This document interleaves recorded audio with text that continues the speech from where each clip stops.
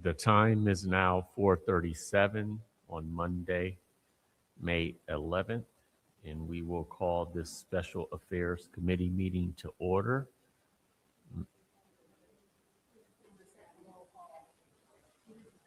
Oh.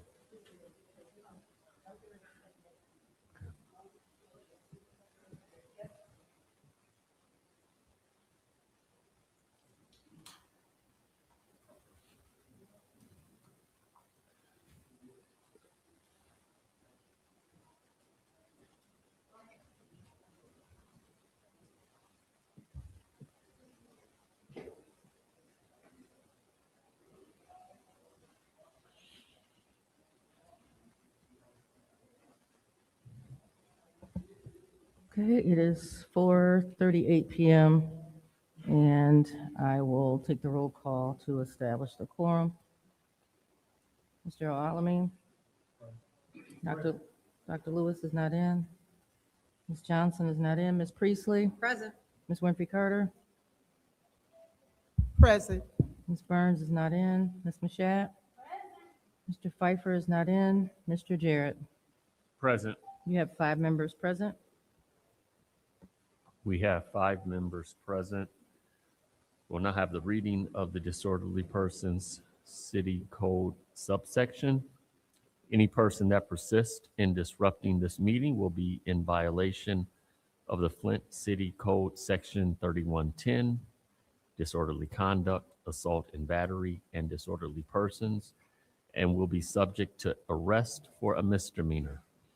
Any person who prevents the peaceful and orderly conduct of any meeting will be given 1 warning. If they persist in disrupting the meeting, that individual will be subject to arrest. Violators will be removed from the meetings.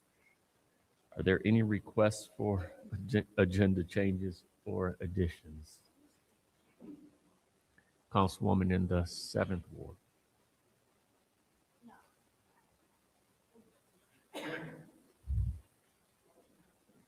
Any requests for change or additions?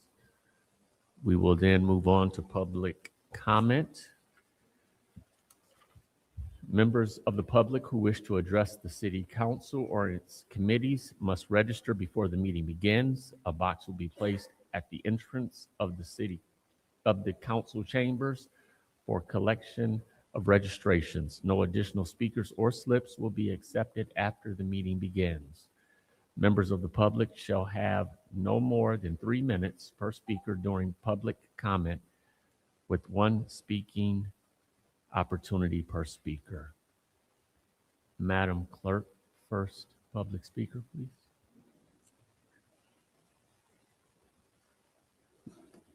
The first speaker is Doug Schultz.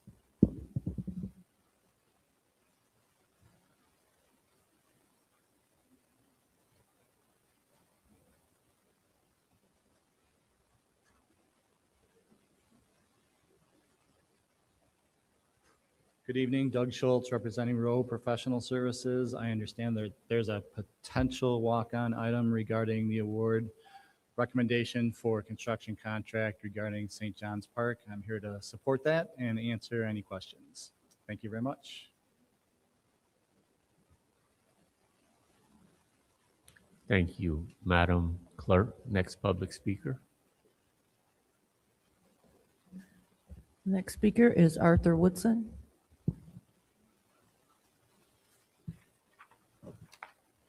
Good evening. Just a couple of things. The green zone. First, second, and third ward should be shown up pushing it, because, and fourth ward, because it's excuse me. Oh, I said first, second, third, and fourth ward should be pushing it, trying to get rid of the green zone on the north side and the east side. They trying to put or take away certain area of the green zone for two-family and multi-family. It's not helping the people generate generational wealth.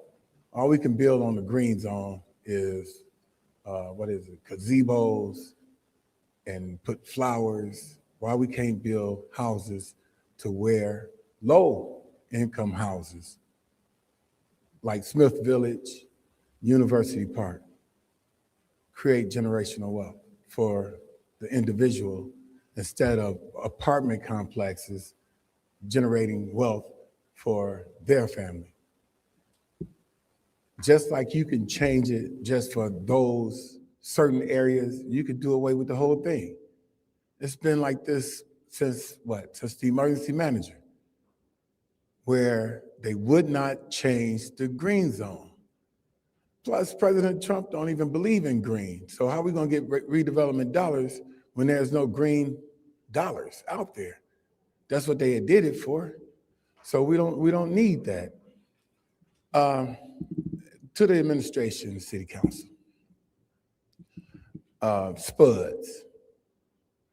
Spuds have a lot of business, and they are on a side street. They tow and ticket people cars. I understand that it's a two-lane street, but it doesn't get that much traffic. So why don't you take the turning lane away from that street and put one lane so people can park in front of her business? I mean, she get a lot of business. Business owners, employees don't have anywhere to park anyway. You gotta pay because everything's taken up. In order for her to keep on getting business down there, you have Spuds, you have a barber shop, and then you had a consignment shop that just moved in across the street. They don't have anywhere to park. So instead of having a turning lane on that street, make it a one lane so that she will have room for parking in front of her business. Thank you.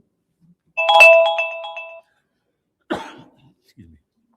Thank you, Madam Clerk. Next public speaker. Next speaker is Audrey Muhammad.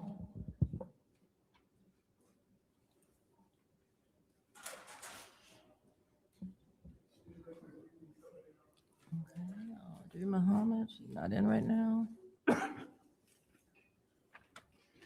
Next speaker is Rich Jones.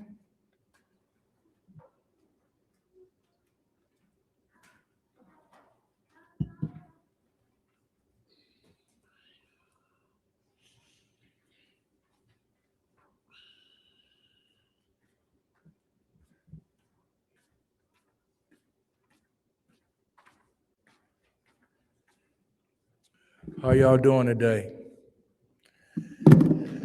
I got a lot of things on my mind, so it ain't no telling what I'm finna ramble off today. I do want to say this though. We need a 48-hour plan on getting these people off these streets when they commit bodily harm to our society. It's something got to be done to bring in more investigators. It's a situation going on right now that one investigator was close to issuing warrants, but then it was another shooting, and she got assigned that shooting. My question is, the person that was assigned the shooting that happened last week, what did they have to drop to pick that case up? We have a serious backlog of situations like this. And the only way to solve it is that you start cutting down some of this workload. So the city has always been understaffed when it comes to corruption and in the streets. But this much of a gap is ridiculous. Do some amendments to some budgets to bring in more help.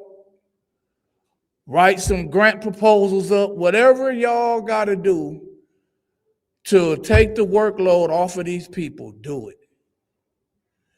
We need to adopt a 48-hour system to where once a crime is committed in 48 hours, that person is off the streets. Thank you. Thank you, Madam Clerk. Next public speaker. The next speaker is Natalie Wright.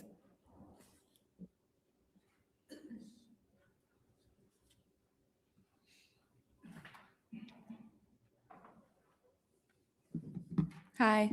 First of all, I would like to say, Tanya and Candace, that I really liked what I've been seeing with your questions and holding people accountable for the city's finances lately.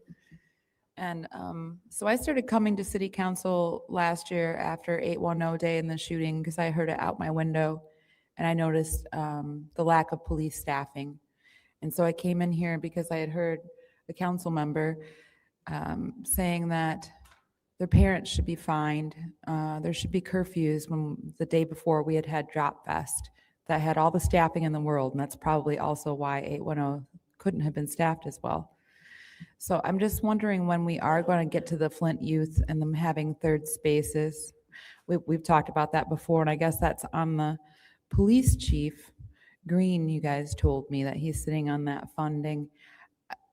So I didn't know if you guys will have advice for us on what to do and who to come talk at instead of you guys, if that's not on you.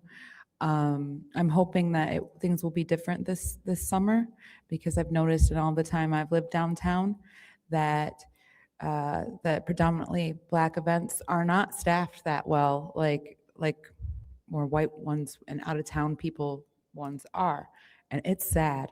And so since I live downtown, I don't know what it's like in other neighborhoods, but I'm starting to get the impression that that's a citywide thing, that the neighborhoods aren't safe and 100 bullets are being shot into where 2 little girls are sleeping, whereas it's super safe downtown. Maybe we should spread some of that out. But I know the police things aren't on you guys. And I've also seen how since we had the emergency manager and then COVID, that things are just kind of crazy. And like you had pointed out, Candace, that we don't have to be certified for a lot of different businesses and things just aren't how they used to be. Chief Green never started coming back. I just didn't know if you guys could help tell us what to go do to start seeing some things change so that more children don't get killed. And it's not just, I know it's not one simple answer. It's third spaces for the youth. It is, it's certainly not fines and yelling at parents who had just sent their kids, seen white kids go to something and come home safe the day before.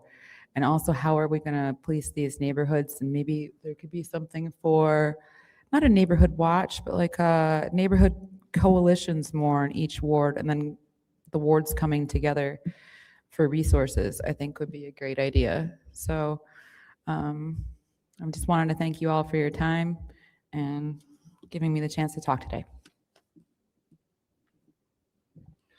Thank you, Madam Clerk. Next public speaker. The next speaker is R.L. Mitchell.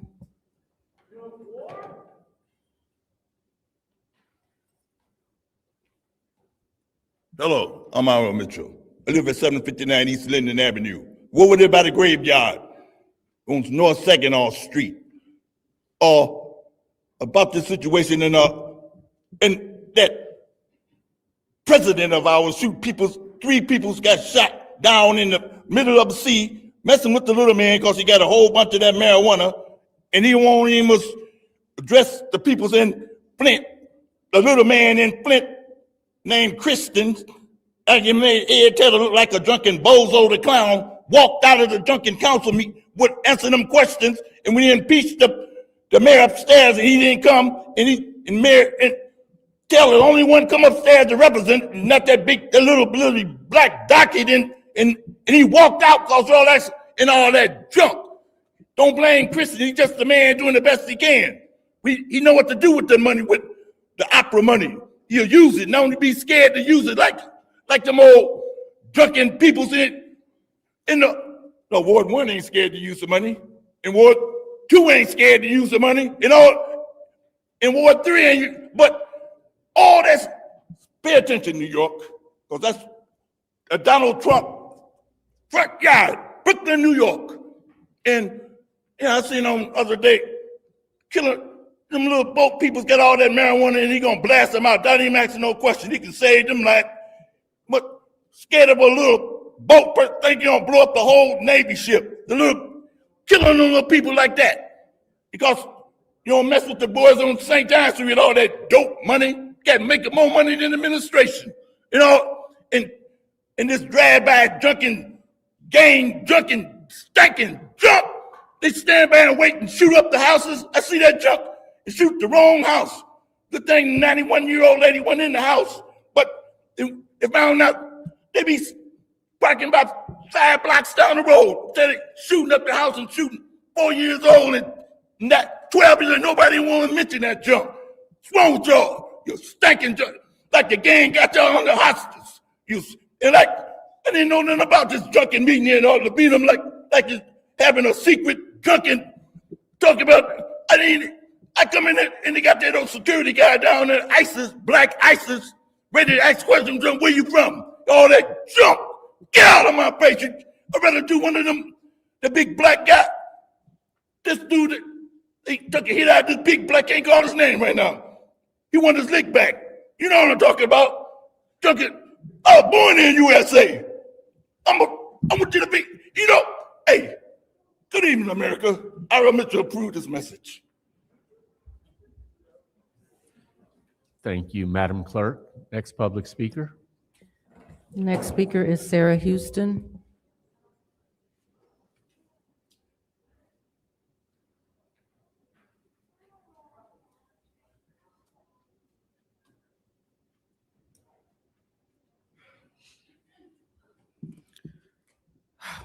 It's been a while since I've been here. Still nobody here. Sarah Houston, 6th Ward. First, I want to say thank you for to those council members who voted to subpoena the mayor and hold him accountable. I need y'all to hold the mayor accountable. I will continue to hold the mayor and you all accountable for lack of services to the deaf community here in the city of Flint. The mayor is holding another press conference right now. He held another one May the 1st, where you were standing next to him. I need y'all to hold this man accountable. You are serving deaf people in this city and you are ignoring them every day, every time. He's holding a press conference about the 99 bullet shot and that killed that precious baby right now with no interpreter. So the deaf people that live in that residence has no idea about their safety. I need you to hold that man accountable. Do your job. Do your job. Now, as far as this body in this place, a sign language interpreter could be standing right here. Right here. And they will be visible to the screen because I watched it on my own television screen. They will be visible to the screen. They will be visible to the audience. It can be done. 239-3112, Communication Access Center. I don't need this work. I don't want it. It is not for me. It is for the community that I serve. It is for my son. It is for my nephew. My son walks around my park and he is deaf. I think he has a right to know what is going on. I'm sick of y'all finding excuses on putting off. It's not even on the agenda anymore. You just keep putting it off. Well, she ain't coming, so it's okay. I'm hoping that show you care. Show you care. Show you care. I don't have time up here, so I don't know where I'm at, Davina. Thank you. Thank you. I just ask you to please hold it accountable. I just want the family, I don't know if they're listening or if they're around, the family of Tylisha, I believe her name is. I could have said it wrong. I'm sorry if I did. But to know that people are praying for you, people are supporting you, people are here, and I want the city to change. We need the city to change, and it takes everybody to stand up and be a part and help these youth. Be present for these youth. Be there to listen, not to lecture, to make them feel less than, but be there for them. This is how we can, if we show love to our youth, we can turn this city around. And again, don't forget the deaf community. Thank you. Thank you, Madam Clerk. Next public speaker. The final speaker for this meeting is Audrey Muhammad.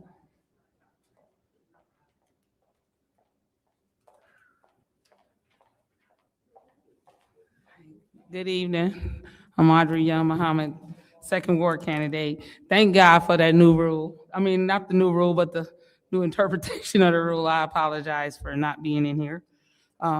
Just want to speak to what was being said in 2021 during the campaign season on a city safety plan.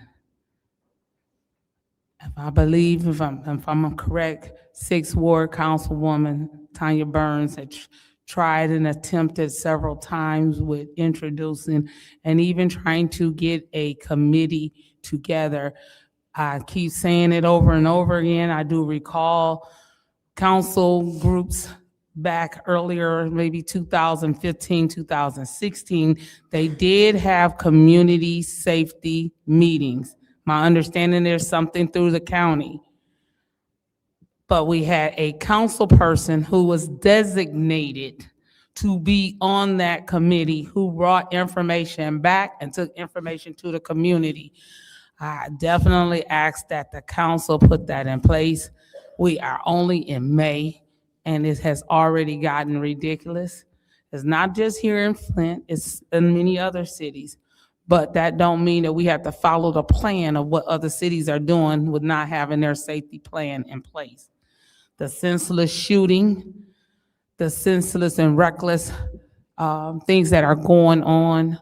I would just like to say this, a friend of mine, house caught on fire back in maybe late March, early April. So she's been displaced from her home till they get the smoke out. It's not burnt up bad. She could still live in it, but they're doing some work on it. She came home on May the 1st, only to find out that her house had been shot, like stray bullets had gone through her windows. She found that she called the police department and they told her to come in and file a police report.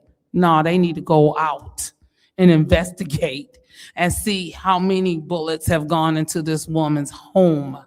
She's already handicapped severely with MS, and her mom is helping her get around. Thank God they were not in the home when it did happen and did occur. However, Flint City Police Department, please go out and investigate and see what's going on. Like I talked about the 80-something-year-old woman who was sitting in her home and somebody was out there shooting at the power box across the street from her and the stray bullet went through her front window. Over on Mackin and Winona about a couple months ago. This is ridiculous. Police did come out to her home the next day, but why haven't you gone to the other home over on Winona too? No, not Winona, it's on Comstock. Please do your job. Thank you. Madam Clerk, that was the last public speaker. That's correct. Thank you. It's now time for council response. Council members may respond once to all public speakers, only after all public speakers have spoken. An individual council member's response shall be limited to 2 minutes. Are there any council persons that would like to have response? Mr. Chair, Councilwoman in the 6th Ward. thank you. And thank you to all the public who is here. But at this time, we should have these council chambers filled. Crime is not down when it comes to our youth being killed, shot down in their homes while they're sleeping in their beds. It's not down. 2024, 10 children were shot in the city of Flint. 10, 6 were fatal. We just had the 9-year-old little girl in my ward who was shot. The markers stop at 99. That's where they stop. There are 237 bullet holes in that house. I've seen them. I don't know how anybody made it out alive. She was shot while she was sleeping. She went to bed and never woke up. She won her track meet that day. She was excited. She was winning in life. Her parents, her siblings, the neighborhood, people will never forget this. The anxiety with hearing the gunshots. Go to ABC 12. They got the recording of the gunshots. You can't even count them. There's so many in the rapid fire. This family, I don't know if they'll ever get closure. Every room, including the basement, had bullet shots that went through that house. 237. 99 is the highest marker that it goes up to. We need to pray for this family, pray that this gun violence stop. We had Canterbury, 13-year-old girl was sleeping, shot in her bed. Logan's mom is here. Travel Lodge, she wants to know what happened to her son. He was killed. We need to do better. Thank you. Any other council members that wish to speak? Any other council members? Councilwoman in the 7th Ward? Thank you so much. I do want to make sure that we as a body stop and acknowledge the 10-year-old young lady who lost her life. 9-year-old, thank you. I appreciate that correction. The 9-year-old young lady who lost her life. I think that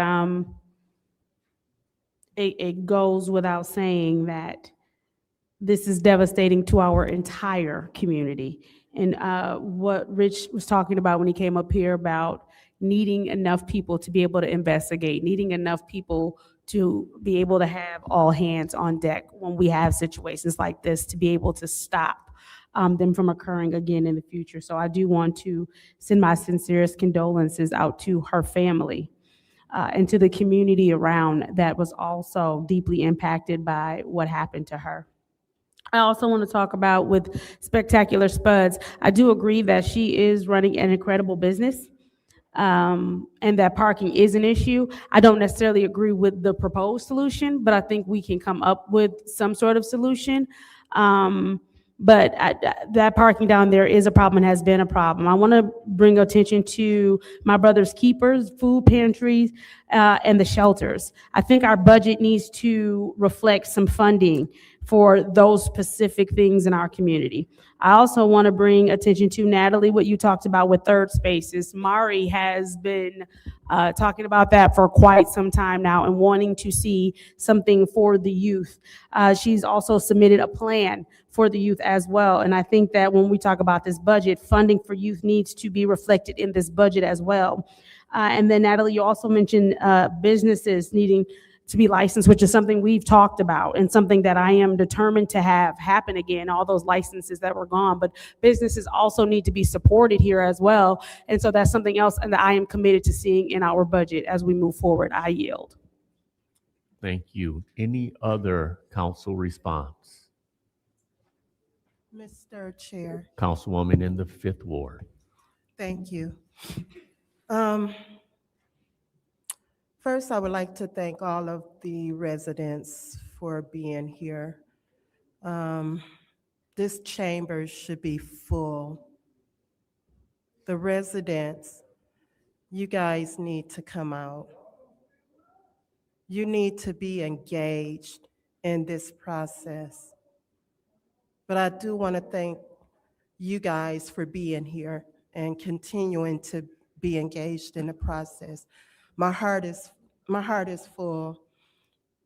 When I think about the 9-year-old baby girl, 9 years old, I couldn't even hold it together when I found out about that. I pray for her parents and her sibling that is in critical condition.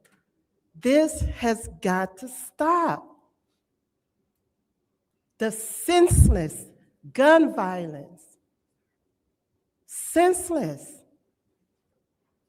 It's clear we have a gang problem, and we got to get on top of this. I'm asking that all of the OGs who were in gangs, you guys need to come together and talk to these young boys. Parents, I know it's going to be some people upset with me, but parents, you need to raise your children. You need to raise your children.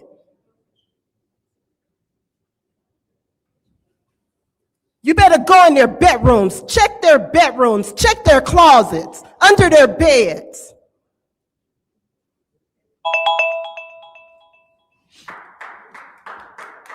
Thank you. Any other council response?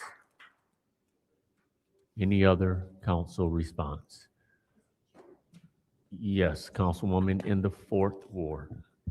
I didn't hear about the shooting until the day after, and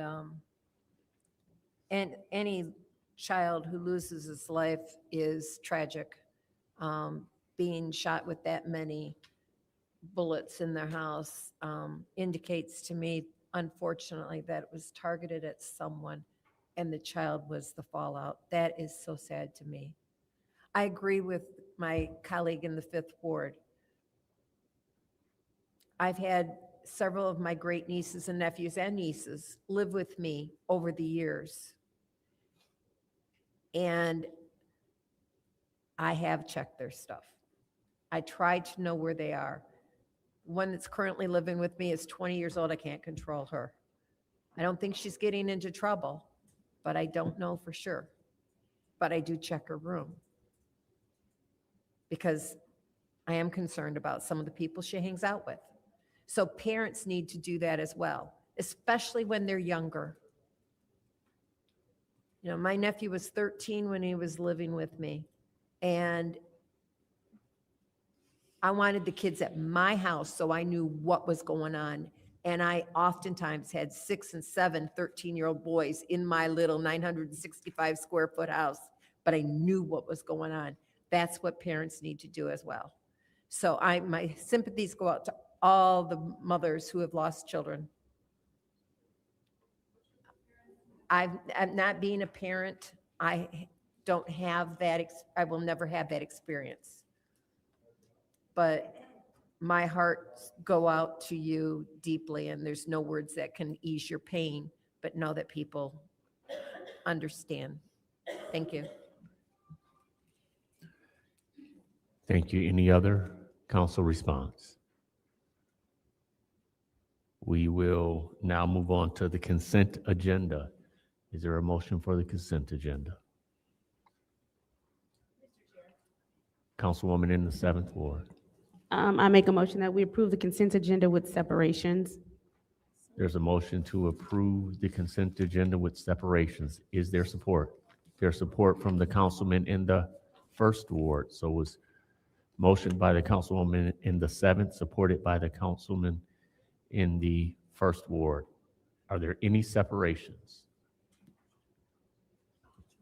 Yes, Mr. Chair.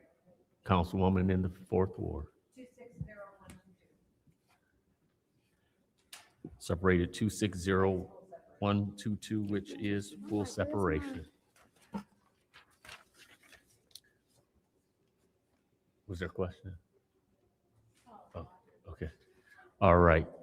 We'll move on to resolution or ordinance 260122, code amendment ordinance, chapter 18, taxation, funds, purchasing, article 4, purchasing. Is there a motion? Mr. Chair, Councilwoman in the 6th Ward. motion to send 260122 for approval, motion to approve. Send it to council, I'm sorry, we're in special affairs. There's a motion to send the resolution to council. Is there support? Mr. Chair, Councilwoman in the 5th. I support that motion. Motion presented by the councilwoman in the 6th Ward, supported by the councilwoman in the 5th Ward. Any discussion? Mr. Chair, Councilwoman in the 6th Ward. thank you. Through you to Attorney Gurley. Attorney Gurley, we have tried to get answers for some of the things, and this would be one of them which really drove us to look at making changes to the purchasing. Where is the subpoena at this moment? You would need to Can have, you speak? I can't hear you from here. for the subpoena, I can Correct. draft a memo, but I can give you a synopsis at this point, that the council does, as a legislative body, have the ability to open an investigation.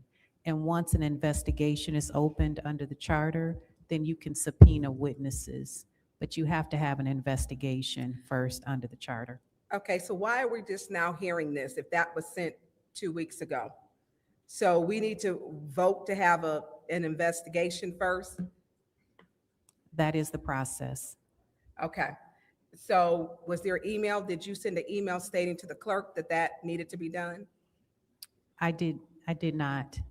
I received the information about the subpoena, I believe last week, but there were a couple of other legal opinions that you all requested, and so those were worked on as well.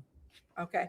To you, Mr. Chair, to the city clerk, what date did you send, if I could have the actual date that you sent for the subpoena request? Because we're not getting any answers. This administration walks away when we ask them questions. What date did you send that, please?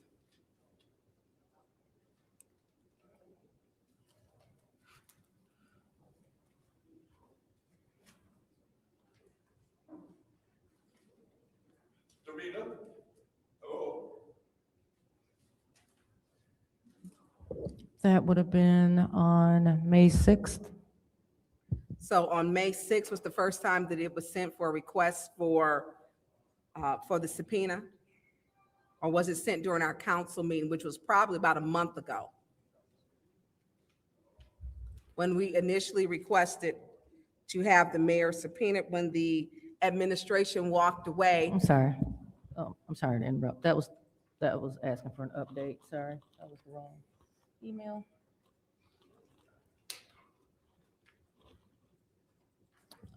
It was forwarded on April 27th. So on April 27th, the request went in, you forwarded email to the city attorney with the request to have the mayor answer questions on ARPA funds that have been spent without council approval. And for us, that's when we were having that conversation. And so we are now at May 11th. And you got the update on May 6th that we needed to open up an investigation. We need to vote to have an investigation. No, on April 27th, the original request for the information was sent to Attorney Gurley regarding council's motion. And the reason why it took a couple of days, because I sent her your actual motion plus verbatim language that followed. And then on May 6th, the council asked for an update. So that's when I sent an email to her asking for an update on the subpoena. Was that May 6th? Correct. The original email was sent on the 27th, and then I sent an email for an update on the 6th.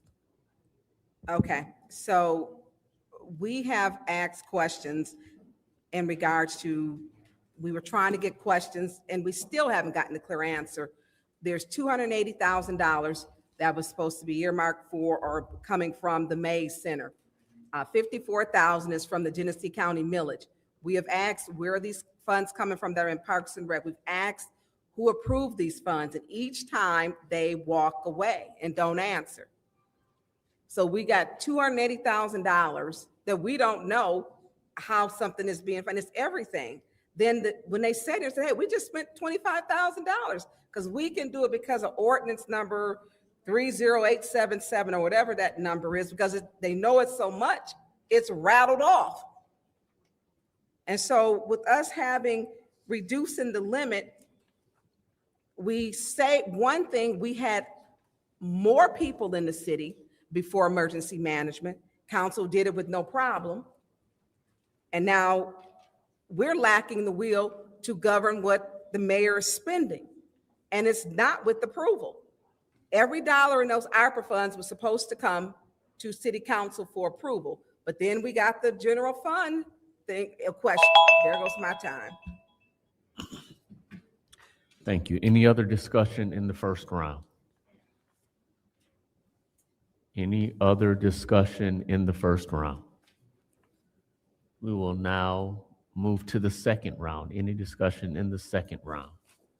Mr. Chair. Councilwoman in the Thank you. sixth To you, ward. to Attorney Gurley. So we don't even have all our members here. We're missing 3 today.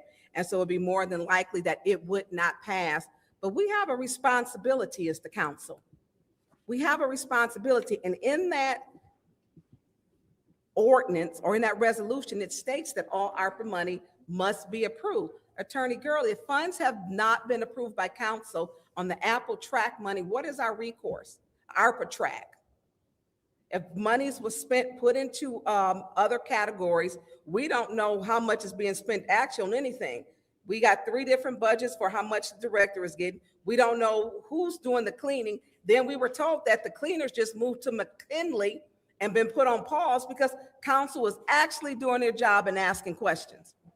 What is our recourse with money being spent with ARPA funds? And on the resolution, it says, be it as resolved that all dollars spent should be approved by city council. Through the chair to Councilperson Burns.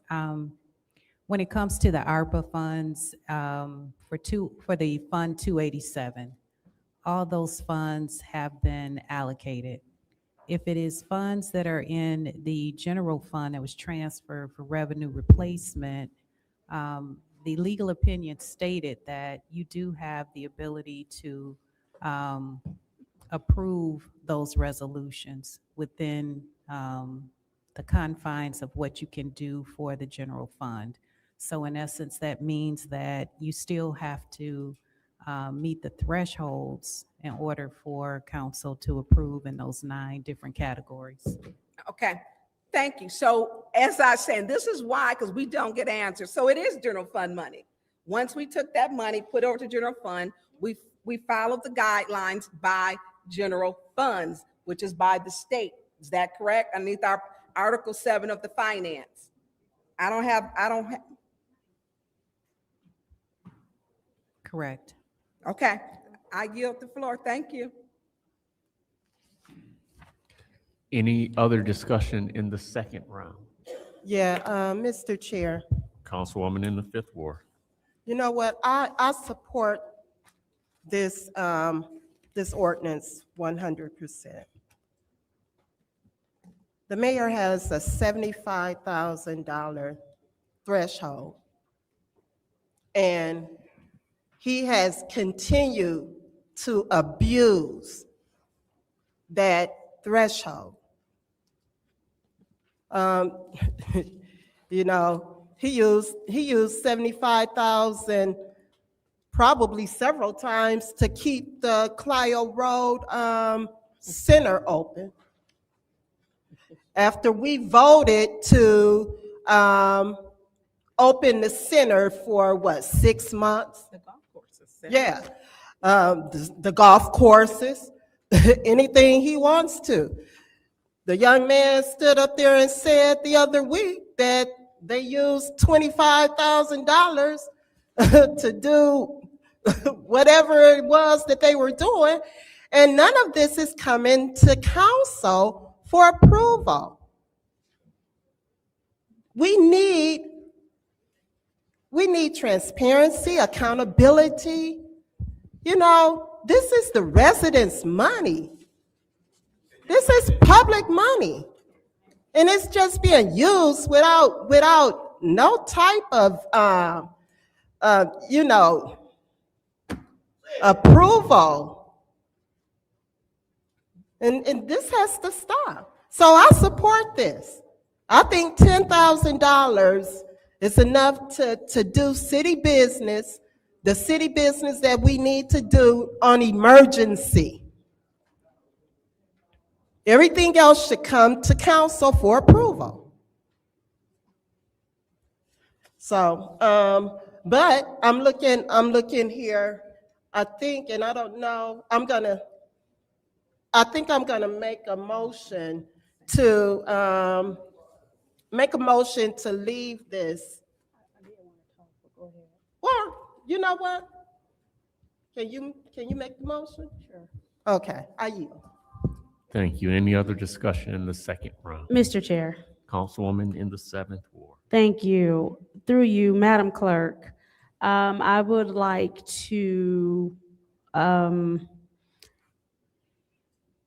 have you send an official request from this council body to the administration for record of every dime of ARPA money that has been spent.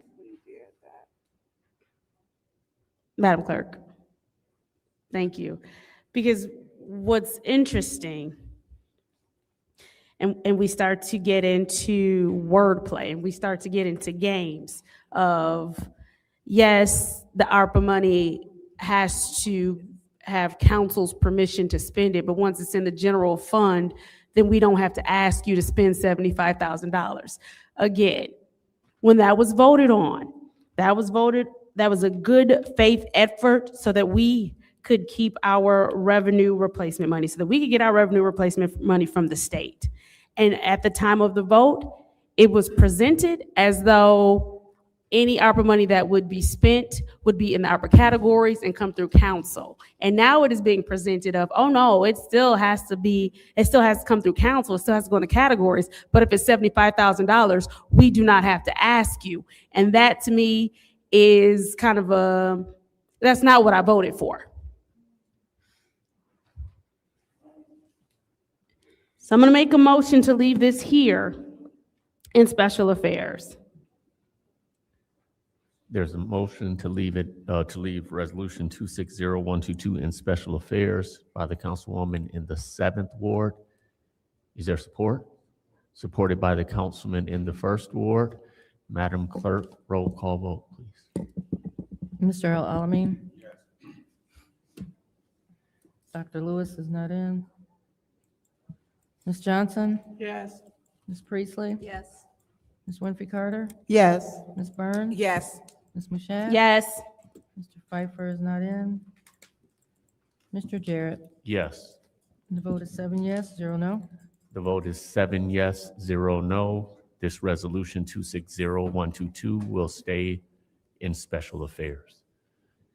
We'll now move on to the special order. Special order 260153, special order Court Street Village nonprofit.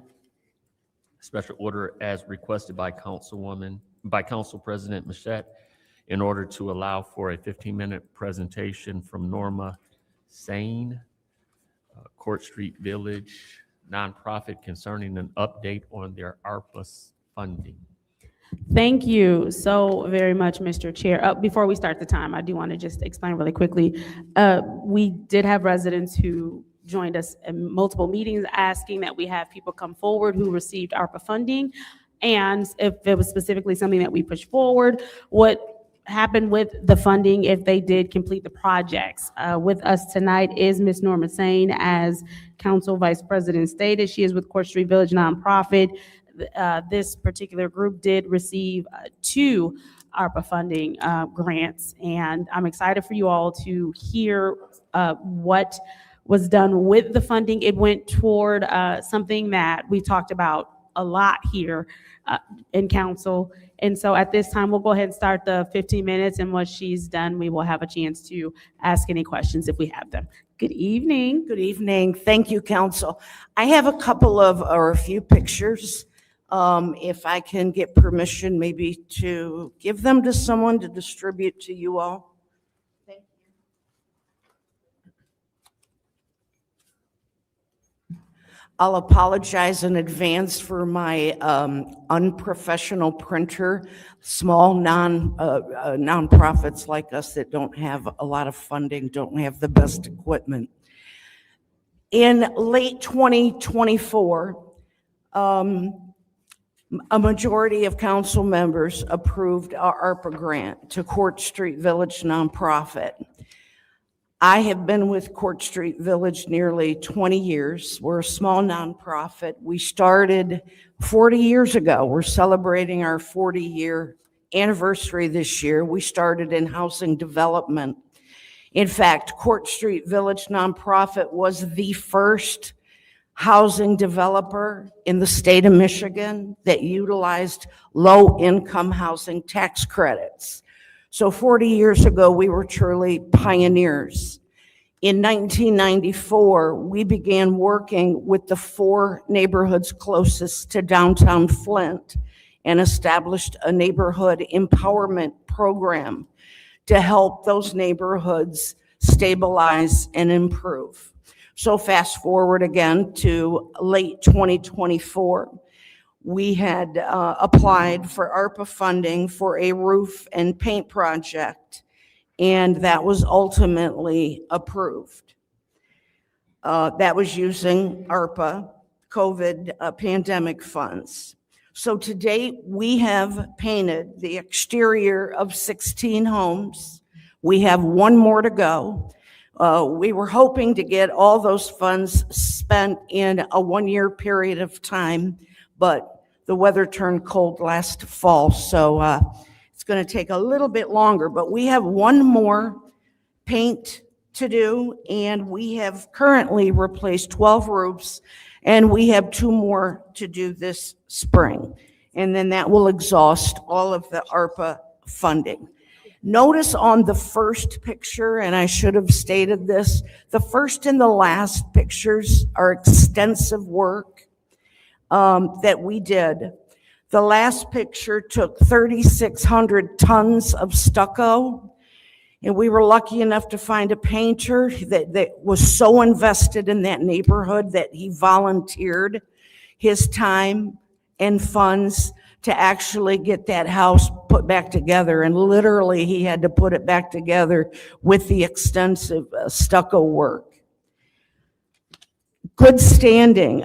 Part of what I really appreciated that council, when you put together the ARPA program, is you allowed us to spend up to $4,500 per house to bring a resident up to good standing. That was an incredible,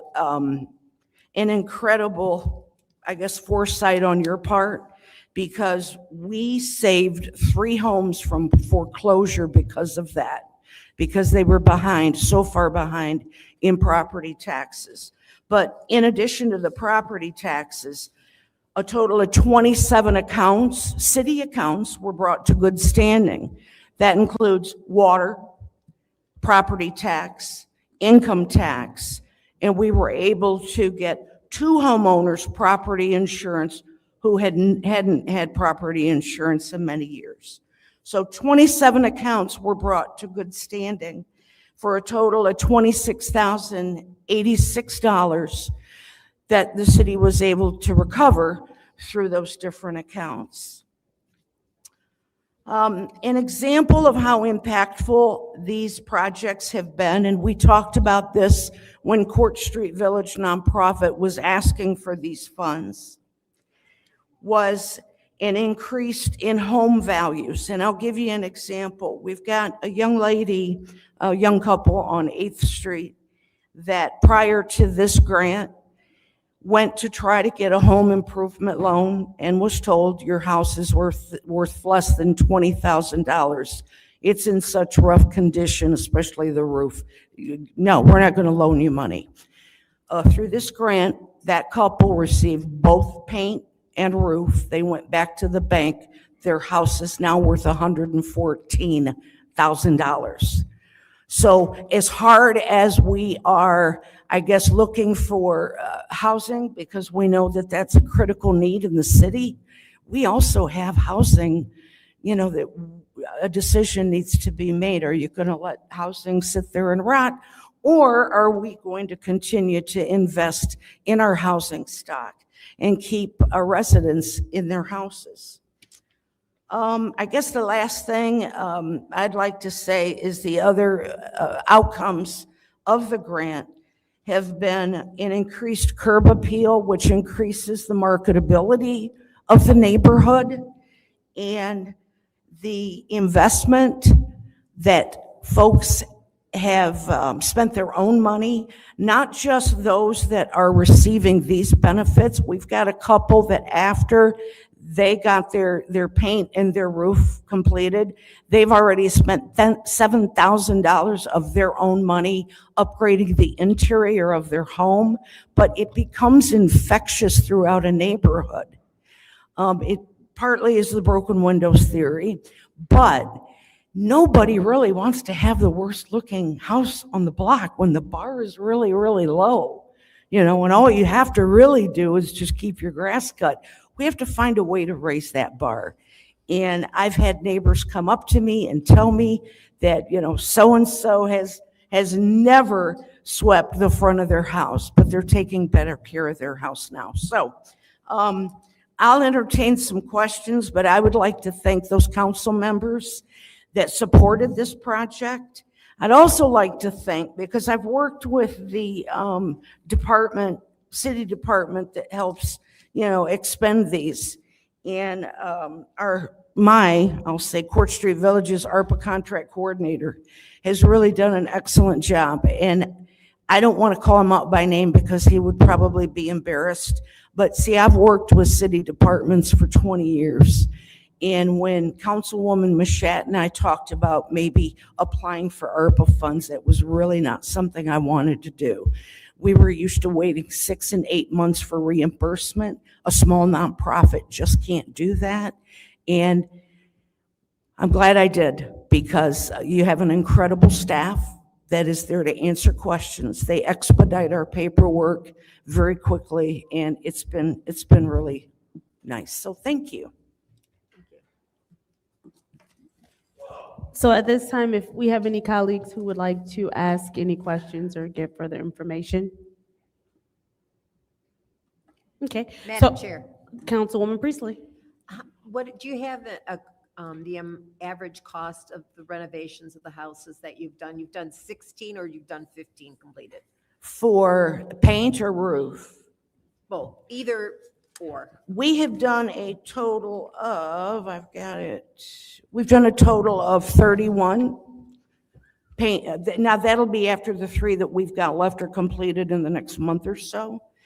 And I didn't bring that with me, but I can tell you nearly one between the cost of whether the paint or the roof, in addition to the good standing, we were almost at that 15,000 on every one. So I can make a very educated guess and say that the average was probably around 14,000 per house.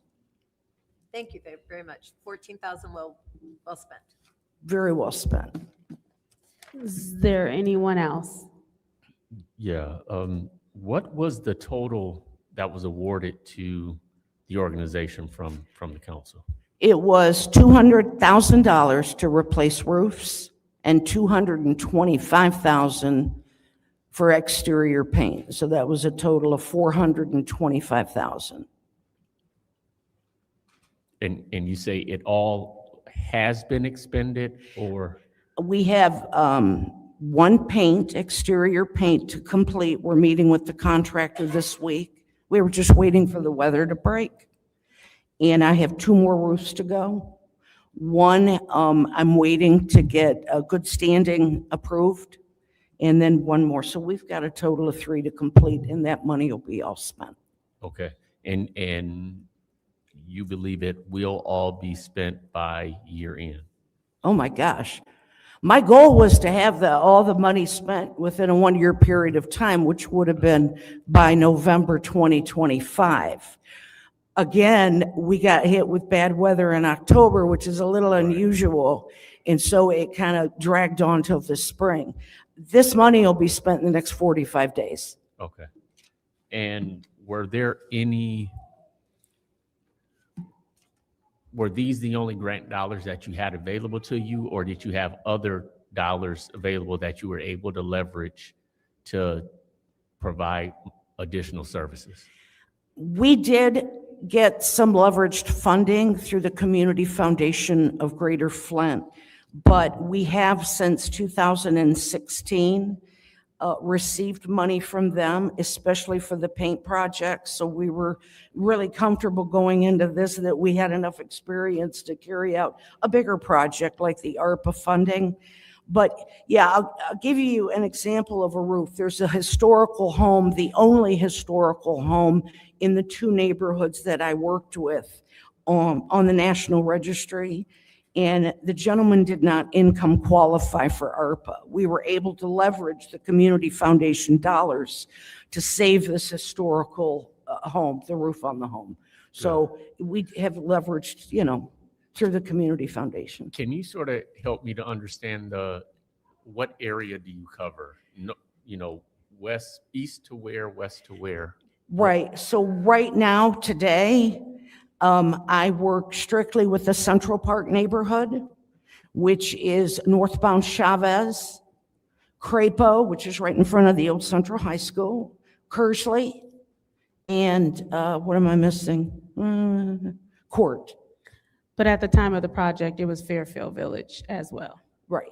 Can you give him the boundaries of Fairfield? Yeah. Fairfield is Court Street, Lapeer, I-69, and Gilkey Creek. So basically, if you drove east, as soon as you pass the bridge, the first 2 neighborhoods to your left and to your right before you get to the college are the 2 that I worked with on this project. Thank you. All right, thank you. And is there anyone else? So I would take the last 2 minutes to say that this was a very exciting project to take place in the 7th Ward, especially considering the fact that I think what happens is in the 7th Ward, we often run into hearing what we don't need, right? Because we understand that 1st through 4th Ward, there has been a major disinvestment. And we understand that with 5th Ward, there's finally starting to be more investment there. Same with 6th Ward, there's finally starting to be more investment there. But then when you start talking about 7th, 8th, and 9th, sometimes we get left out of the conversations, and they don't realize that while you are trying to reinvest in those neighborhoods, you want to make sure that you're continuing to keep your other neighborhoods stable, and that the disinvestment doesn't begin to happen in some parts of the 5th, some parts of the 6th, and then in all of 7th, 8th, and 9th, that as we're reinvesting there, we're continuing investment throughout the whole city. And so what was happening in Fairfield Village was,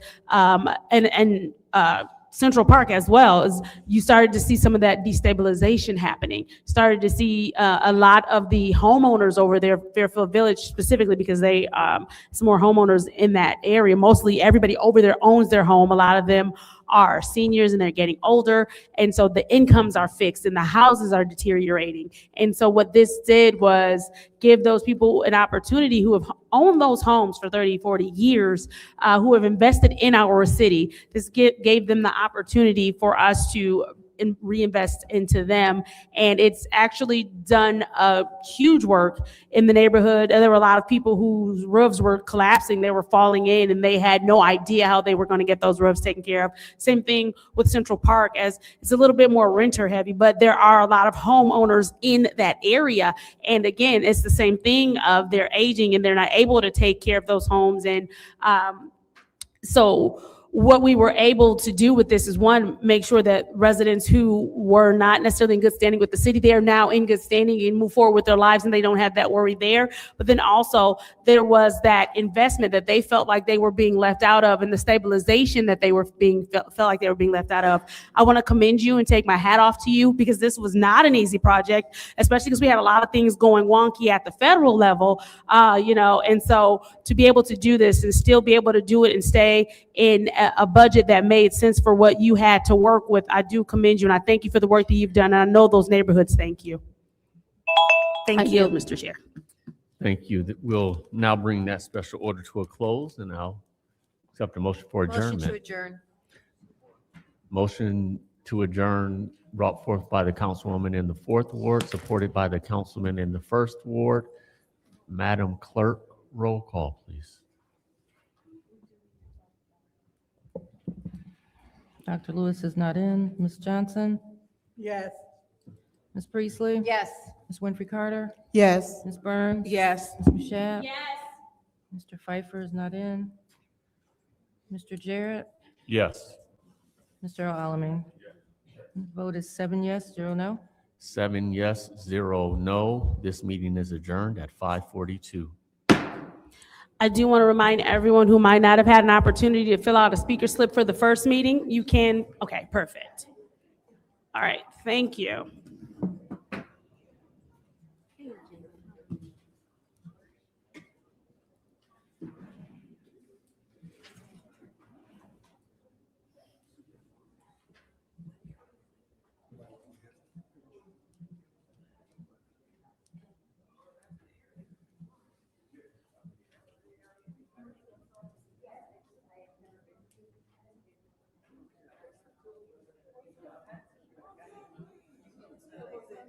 Bring your glasses. Oh, you too.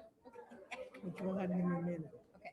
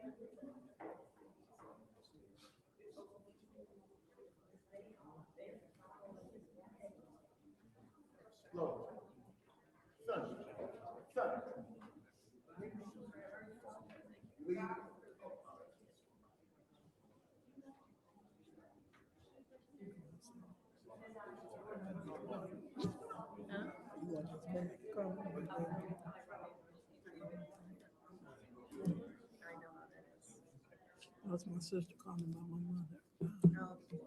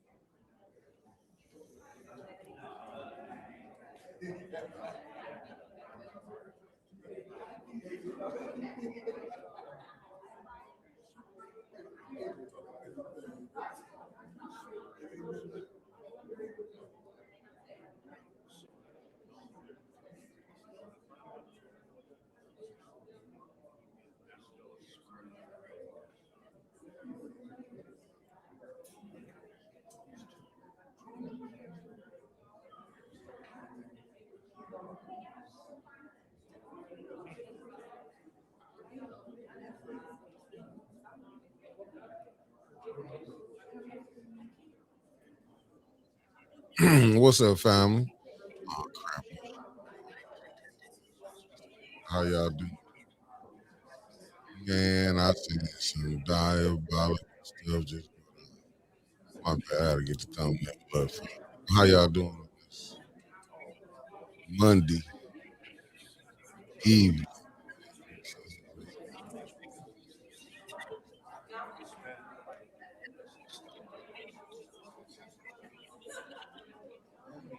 I just I changed.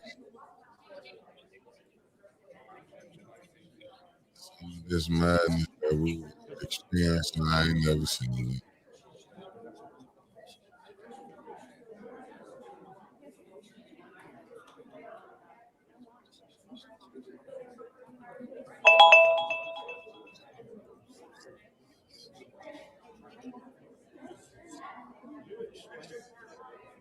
Let me get up out of here. What's up, Tina Smith, Marseille Carver? My bad, family. I'm finna get up out of here. They about to start back.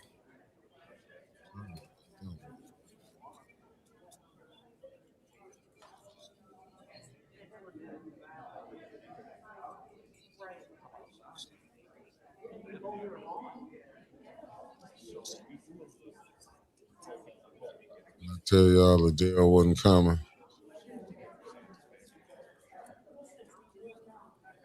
Did the mayor change the game on that subpoena? I didn't know you had to do that week. I didn't know you had to do all that. I'm just saying the last time when I seen, but I mean, hey, maybe it was. I remember when Dr. Weaver got subpoenaed. I mean, not Dr. Weaver, when Gilchrist got subpoenaed. I didn't know they had to do all of that.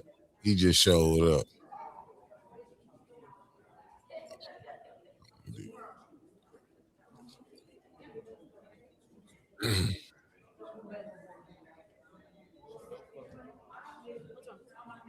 I ain't seen it, man.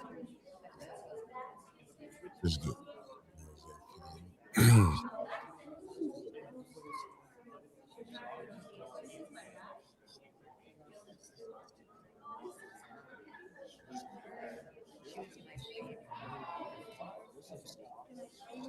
I ain't never seen it. There you go.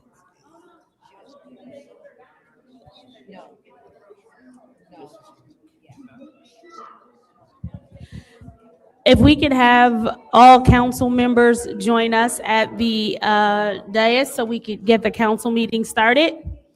If all council members would take their seats so that we could get the meeting started.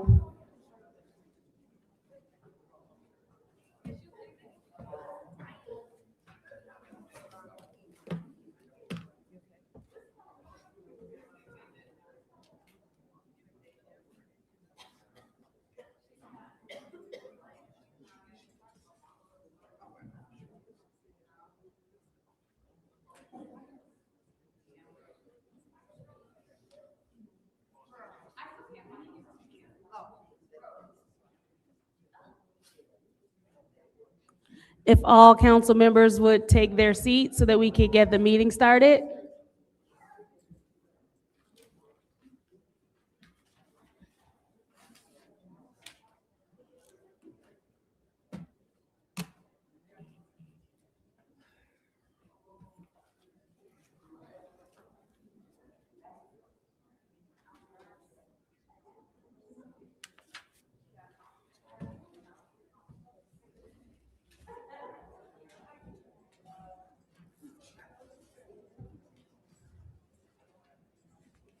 The time is now 5:50 p.m. on Monday, May 11th. I hereby call the city council meeting to order. Roll call, Madam Clerk.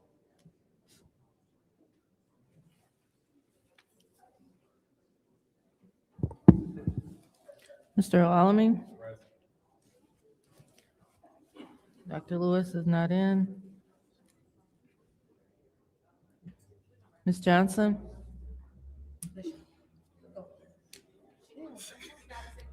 Present. Ms. Priestley? Present. Ms. Winfrey Carter? Present.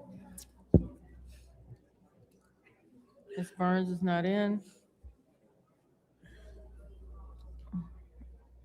Ms. Mashat? Present. Mr. Pfeiffer is not in. Mr. Jarrett? Present. Excuse me, you have 6 members present.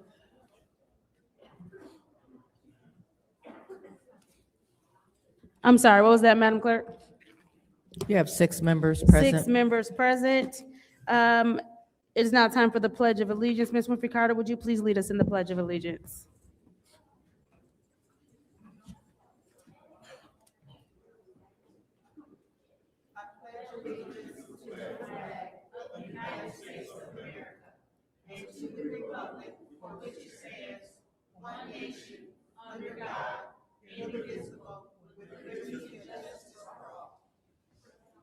It is now time for the prayer of blessing, but before we do that, is there anyone who wishes to acknowledge a family who may be grieving right now?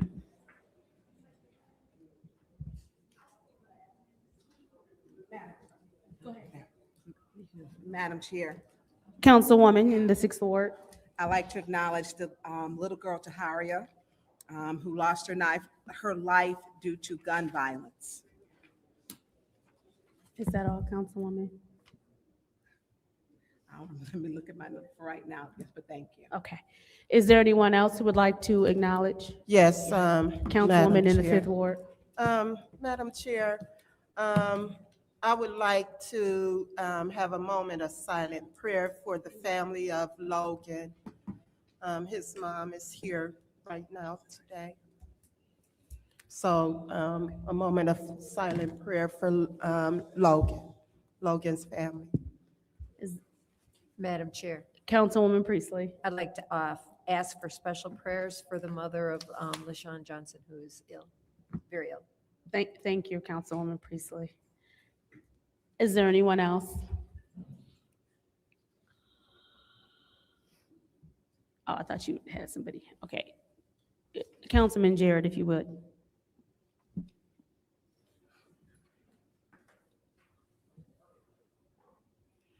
Lord, we come thankful for this day that you have made. Thankful for all that you've allowed us to see and do in it. Lord, we pray the scripture that all that is going on is your doing, and it's marvelous in our eyes. Even when our eyes don't understand, even when it hurts our eyes and our hearts to see it, our hearts refrain as this marvelous because it's your work. Lord, I would ask that you would comfort, that you would heal, that you would deliver, that you would set free. There is so much to pray for, so many to pray for. Everyone under the sound of my voice needs something from you. So I would pray that you would meet every need according to your riches and glory. We pray comfort, comfort, comfort, Lord, as only you can. Comfort such that it boggles our understanding. That why am I at such peace when there's so much calamity and drama and trauma around me? Because the peace of God surpasses all understanding. Help us to do those things that you've charged us to do. Help us to come together to do the work that you have commissioned us to do for your glory. I pray this in all prayer in Jesus' name. Amen. Amen. Thank you so much for that.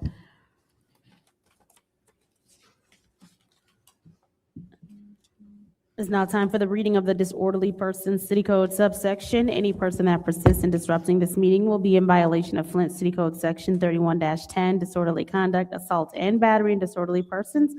and will be subject to arrest for a misdemeanor. Any person who prevents the peaceful and orderly conduct of any meeting will be given one warning. If they persist in disrupting the meeting, that individual will be subject to arrests. Violators will be removed from the meetings. Are there any requests for agenda changes and/or additions?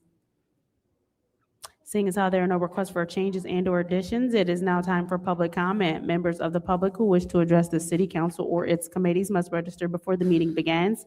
A box will be placed at the entrance to the council chambers for collection of the registrations. No additional speakers or slips will be accepted after the meeting begins.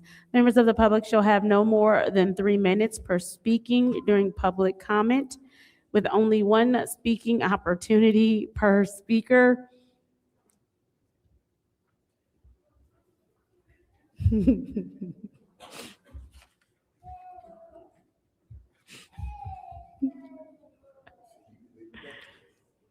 have slips. First public speaker, Madam Clerk. First speaker is Doug Schultz. Sure if he's still in. Okay, second speaker is Arthur Woodson.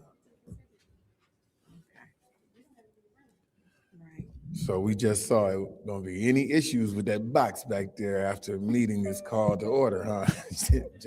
just trying to point it out just a little bit. It wasn't no arguing or nothing. It was just she ran back there and got it, you know? So I think we can just alleviate calling the order and all. Yeah. Again, apartments are nice. Do away with the whole green zone. And don't put it to where it's just for a two-family or a multi-purpose town hall. Make it to where we can build high schools, because right now in the green zone, you can't even build a high school unless it's green. Over between Pearson and Carpenter Road, Martin Luther King and Saginaw, they can't even rebuild their house if it caught on fire. It was green innovation. Now is where you have to come to the planning commission to get permission to rebuild your house or fix your house back up after a fire. So need to do away with the whole thing. I don't see anybody commenting on it or anything. Just put a motion on the floor. It's a living document. You can do away with all the green zones. It won't hurt anything. It'll help more than anything, because people are tired of buying lots and only can build a damn gazebo or garden or apple orchard or whatever. They want to build a house. They want to build a shed. They want to build something other than a gazebo or a garden. I wasn't going to stay for this part, but after she got up and, I should say the lady got up here and spoke, I had to give Candace some kudos. She player, you know. Her ward got $400,000. First, second, third, fourth. Y'all got a raffle. I think y'all only got 19 people total. They did 31 houses. And then after she got done with the money, she came up here and told you about every single dime. She did better explaining her expenditure than Flint CFO. I'm sorry. Just a joke, Mr. Moore. Just a joke. My fault. I had to get that one out. I had to get that one out. I know y'all didn't like that one, but that was just a good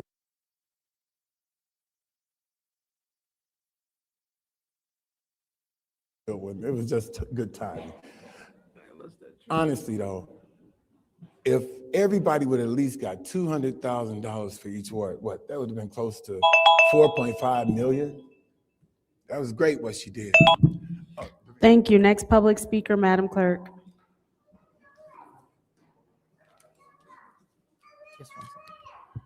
The next speaker is Audrey Muhammad.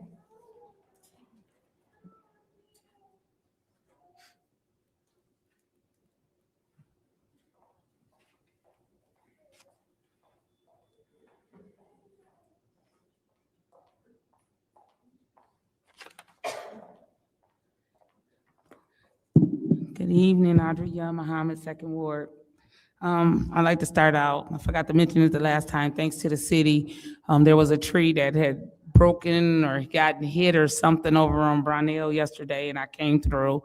I didn't know until I did try to call one of the city offices yesterday that if it's after hours or on the weekend to dial 911, and then they will refer it to the appropriate city office and call the city.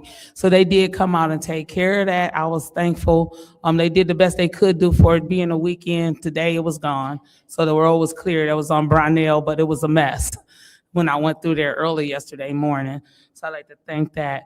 But the seriousness though of the crime, I am very much interested in helping if there is a committee that will be created. Outside, I'm talking about outside of campaigning, outside of all of that, regardless to win or lose, we have to do something and we have to work as a community. I agree. We have to take and swallow the bitter pill of what's going on.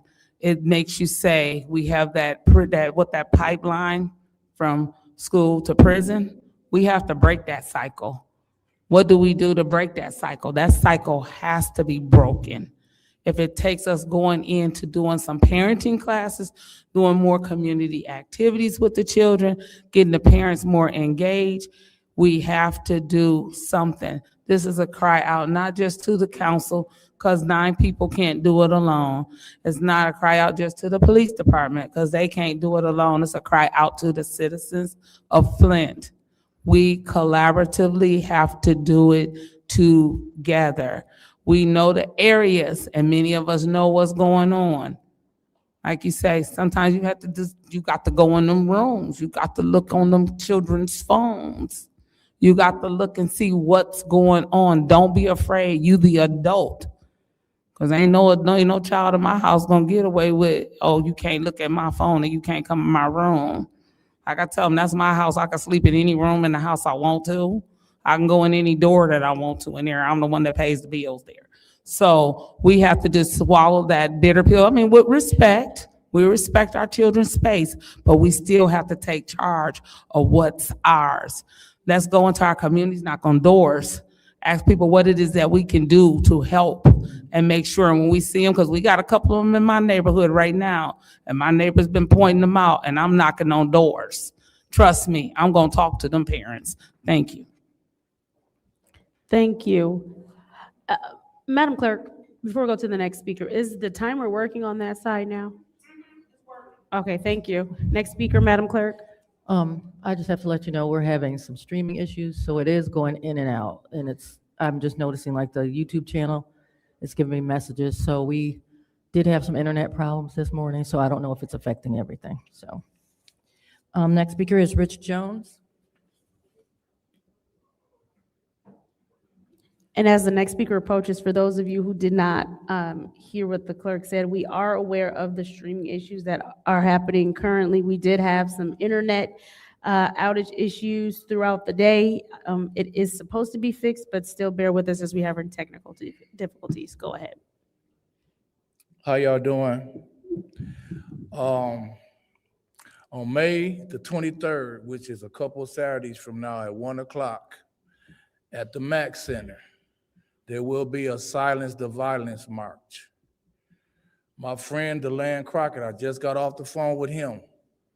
He's planning to do a cookout for the mothers that have lost kids due to violence.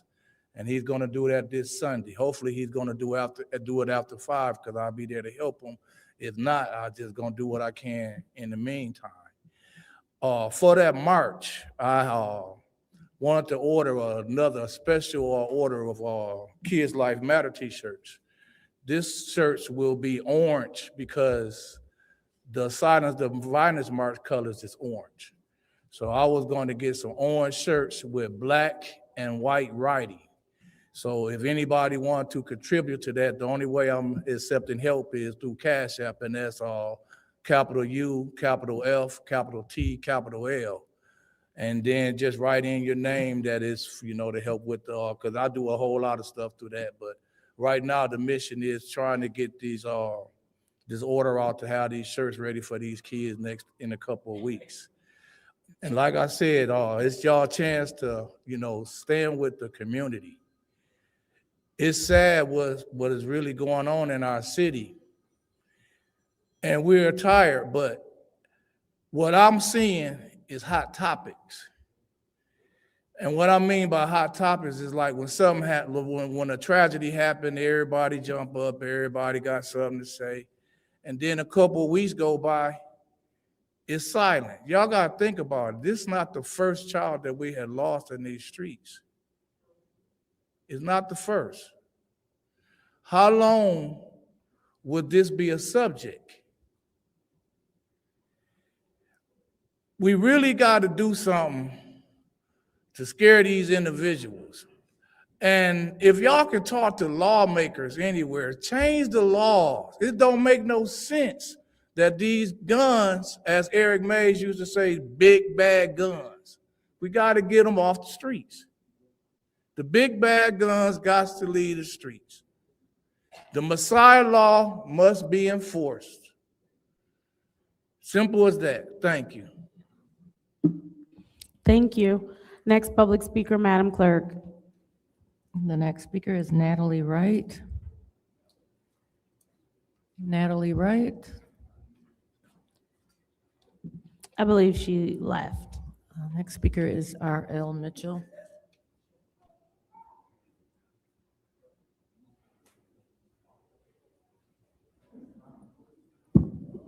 Hello, I'm R.L. Mitchell.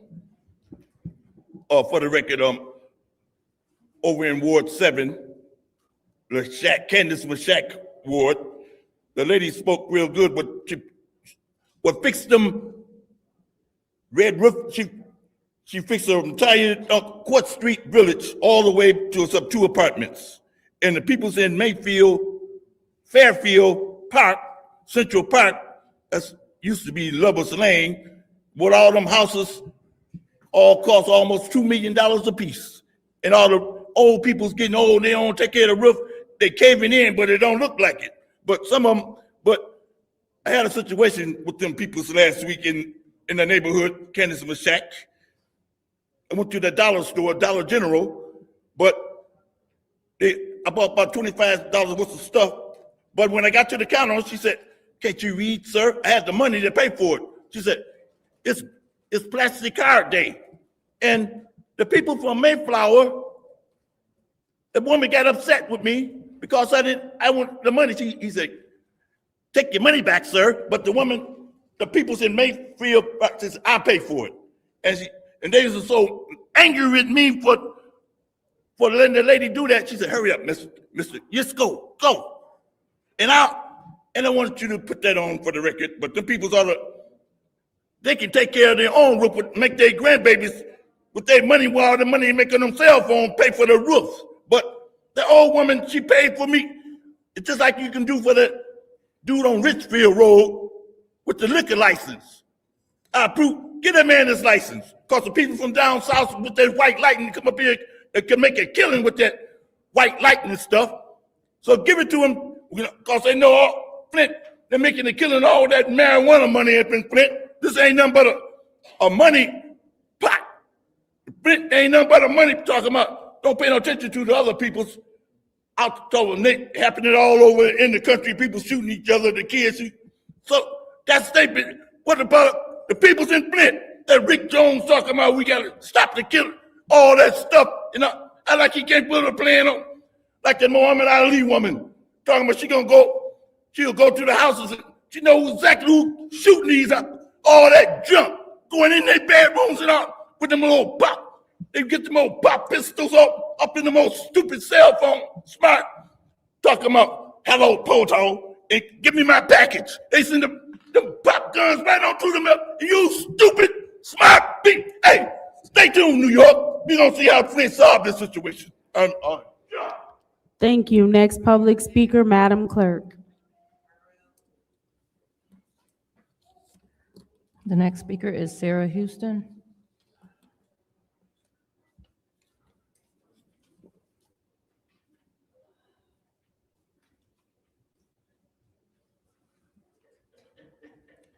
Hello again. I just wanted to first say thank you to Councilwoman Burns. You are everywhere all the time, all the time. Like, you are stretched so thin. You are at every scene. You know, it just shows that you care for the people. You're there always. If it's, you so happen to be, or somebody called you, you make a point to be there and be there for your people. And that's why I feel like you are a good candidate for the next mayor for the city of Flint. And I just wanted to put that on record. Again, sign language interpreters are necessary if you want to serve all the community, all the people. It doesn't matter who shows or who doesn't. I had a friend that was supposed to come today. She didn't show up. Hopefully she'll be at the next meeting. Maybe that'll spark your interest. I don't know. But again, you are charged to serve them. My heart hurts for this city. I was born and raised here. I've worked in the schools. I see kids that are just looking for love, for some attention, some positive attention. And if we have programs in the city of Flint, I hear we have programs, but I feel like they're not well known. They're not well shared. I don't know. These kids got to have something else to do. They got to have something else to do. We have to invest. Yesterday, my park had a gathering for the young lady. I made a point to be out there. I made a point to find that father and say, hey, I don't know you, but I'm praying for you, because this takes all of us to do it. And it's not just that child that matters. This child mattered too. I hear that the police department told this mother that we don't do junkie homicides. That's what they told this mother. Like, her child's life doesn't matter as much as the next child's life mattered. We got to do better, y'all. We have to serve our residents better. It doesn't matter if they're on drugs. It doesn't matter if a life is a life, y'all. So again, we have to hold these people accountable. That's your job. That's what you guys are here to do. Hold the mayor accountable. Hold the chief of police accountable, the fire department, all of that stuff. That's what we're getting paid for. That's what you're getting paid for. Please do your job. Hold people accountable. Thank you. Thank you. Next public speaker, Madam Clerk.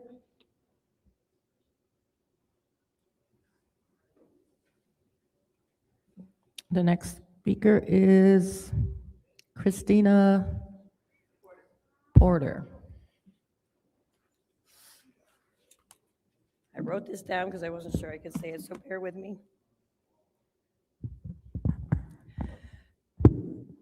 My name is Christina Porter, and I am the mother of Logan Tyler Porter. I am reaching out to you as a concerned citizen and as a grieving mother. On April 26th of 2026, my life was forever changed when I lost my son to a homicide at the Travel Inn in Flint on Door Highway. While I am navigating a devastating loss, I am channeling my energy into ensuring that another mother has to never go through this and endure this unimaginable pain.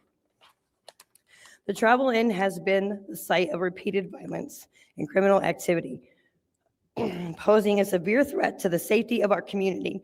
The loss of my son is a devastating reminder that the establishment has become a public nuisance that the city can no longer ignore.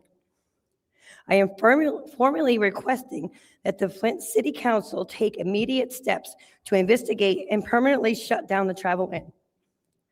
We need leadership that prioritizes the lives of our children over businesses that foster danger. My son deserved to be safe in his own city, and no other family should have to endure the pain that I am feeling today. This is my son, not a junkie, not homeless, but this is my boy. I have already collected over 300 signatures online and on paper to shut that hotel down.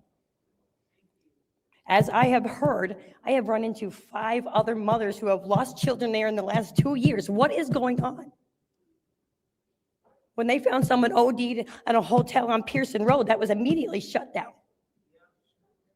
And it hasn't been reopened. So what is going on with this hotel? How many more children have to die there? before you understand. He was 22 years old. Yes, he had a drug problem. I'll be the first to admit we were dealing with that. But that doesn't mean he deserves to be found face down, covered in mud and blood behind that hotel. Now, I am trying to be mature about this because I have all sorts of ideas that I could close that down. I'm bringing this to you because this is your responsibility to protect our children. It is your responsibility to get rid of places like this. They just shut down a liquor store for less. So please, find it in your hearts. I know some of you are mothers. Don't let this happen to another mother. Thank you.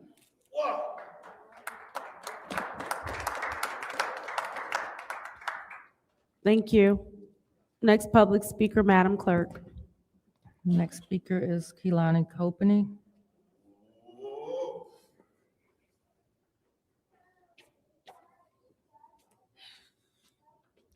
I'm Keelan Copeney, and I'm 13 years old. Being a kid in Flint right now is terrifying. Being a kid in Flint is knowing that you can go to bed at night and not wake up in the morning because you are gunned down while you are dreaming. Being a kid in Flint is knowing that if something bad happens, it will trend on social media for a few days. Maybe someone will be arrested, but other than that, nothing else is being done. Being a kid in Flint is watching elected leaders put more focus on personal squabbles than teaming up to make the city a better place for the people that elected them and for the kids that have to live here. Kids here in Flint are just as used to gunshots as they are of the sound of birds chirping in the morning. Kids here in Flint are used to crime scene tape, nonstop sirens, and nonstop violence. They are used to feeling like nobody cares about them, and that is the type of trauma that takes decades to heal. It doesn't just go away. It is easier to pour into children than it is to fix broken adults. We didn't create the violence, but we have to experience it. We didn't create the poverty, but we have to survive it. We didn't create the abandoned neighborhoods, but we have to live there. We didn't create this mess, but it affects us daily. And the saddest part is the kids here in Flint don't realize that the things that happen here aren't normal. They just think that is how life is. It's time for you grown-ups to step up and fix this city and allow the children to simply be children.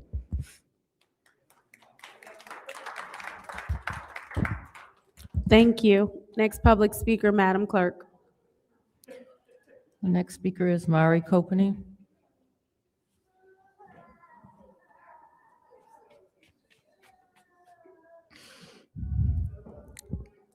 Tahari Knox, 9 years old.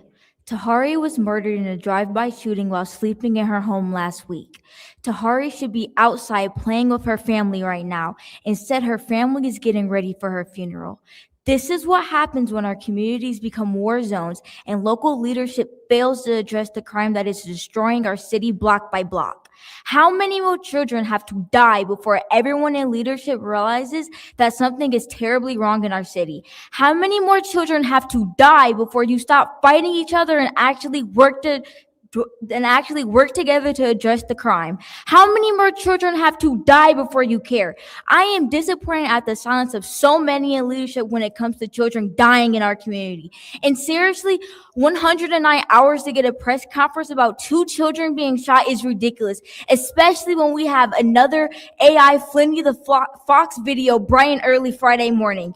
Flint has so many programs that already exist that are working to get the cause and violence here, but so many of these programs aren't getting to the kids that need them the most. We need to be able to be a bridge to get those resources to the community. Flint has an amazing model to follow when it comes to community policing with the U of M Flint Police Department. If you were able to find funds for everything else, can we please figure out how to get the funds to get officers out of their patrol cars and into our communities, interacting with the people? And while we're at it, can we please hire a social worker to help address the needs you come across while out doing community policing?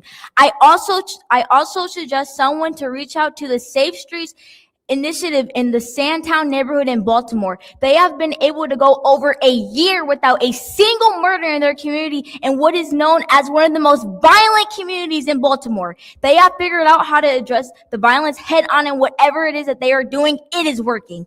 Please don't let this be another summer of nonstop, senseless violence with no solutions. The kids in the city deserve so much more. And to the parents, check those phones. Your kids are posting all the dirt and drama they appear to be on Snapchat and Instagram. So please check the phones and please do something about the violence here.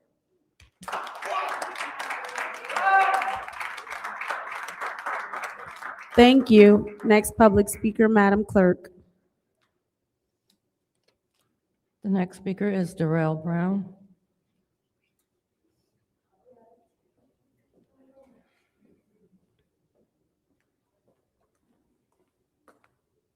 Darrell Brown, Samora City Council candidate. So we just listened to the youth speak. First of all, where is everybody else at? We have kids dying. And as I look out, it's not jam-packed in here. We can talk about so much drama, but we can't talk about things that truly matter, like coming together, unifying, and doing something about violence. And I'm not just talking about one thing about violence, I'm talking about all violence. We rather bicker all the time, be selfish, righteous all the time. Oh, I don't get into anything. Well, guess what? Some of the people out here do. They done made mistakes, and they're learning from the people that was before them. I know it's possible to end this cycle. I've seen it. I know people right now that I grew up watching that was real gangbangers, Bloods and Crips that decided to stop, change their lives because they got it. And it's something because I heard it all the time, over and over again. The next generation is worse than the next, then worse than the next, then worse than the next. Well, then when does it stop then? When does somebody step up and actually come out and make a change? That's why we have new leaders that are going to come up. Kids are dying. Kids are dying. And I'm not just talking to the people in this room, I'm talking to the people online that's watching, because y'all should have been down here. Y'all want to fight each other. Y'all want to talk so much, but y'all not here. Y'all not here. And y'all going to continue to talk. That's the problem. It's that y'all will continue to run your mouth, but y'all not here. I called my people. I got my team here. Their kids here. You could have called people to get them here. Don't be mad when somebody truly step up and don't care. I've talked to the youth. I'm not afraid of them. I've squashed beefs. And if anybody want to step up with me, hit me up, email Darrell Brown, DARELLBROWN @gmail.com. I will talk to you. We can go holler at the youth and we can do something about it, because I'm tired. And if something was to happen to my son, you got to think about it. I wouldn't be the Darrell that y'all know today. Who do y'all think I would be at that point? Because it's only so much a person can take. And I get it why people want to go out and kill, but it has to stop. It has to stop somewhere. And I'm willing to talk to any of the youth. Holler at me. Holler at me, and I will.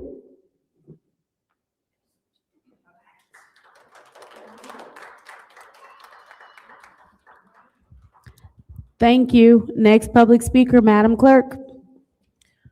The next speaker is Michael Harris.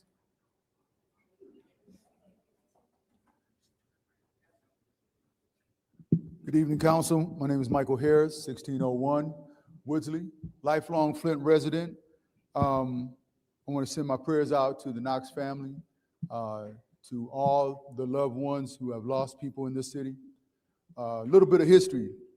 Back in 1989, a long time ago, I know it seems like it just yesterday to me, we started an organization called the Coalition for Positive Youth Development.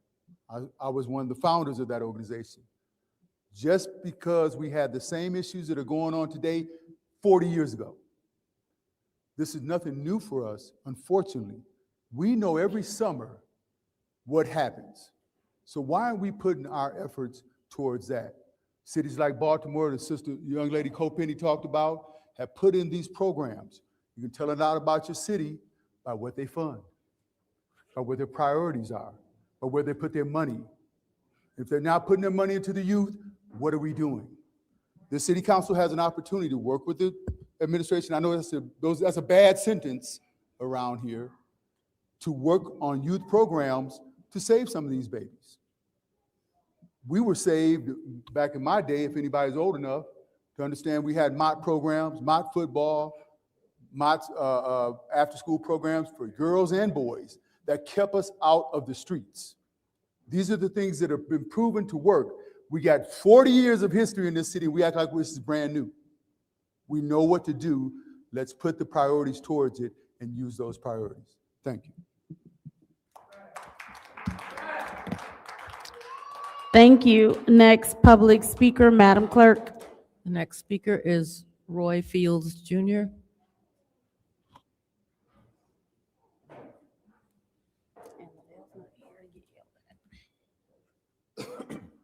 How y'all doing today? Got two issues. First, I want to send my condolences to the young ladies and the families that went through what's been going on here. I'm sorry. But I'm standing here today, and it seems like the same thing I heard 14 years ago in reference to violence, non-compliance from neighborhood and police and things of that nature. I mean, all I can say about that is we just got to get it together. You know, you got to get aside of these titles and labels of who you are, what you're capable of doing, and just deal with reality. I mean, that's point blank. You know, everybody gets sidetracked when money comes to play. But the reality is y'all see what's going on in this city. It's simple, self-explanatory. And what else I'm up here about is I still got brown water coming up on my system at home. I own two homes. I got one in the 7th ward and I got another home in the 2nd ward. The 7th ward now is peeling out water, brown water from the toilets. I know it's sewer. I haven't quite took my own samples yet, but it's still going on. So got to still try to address that, however y'all choose to do that.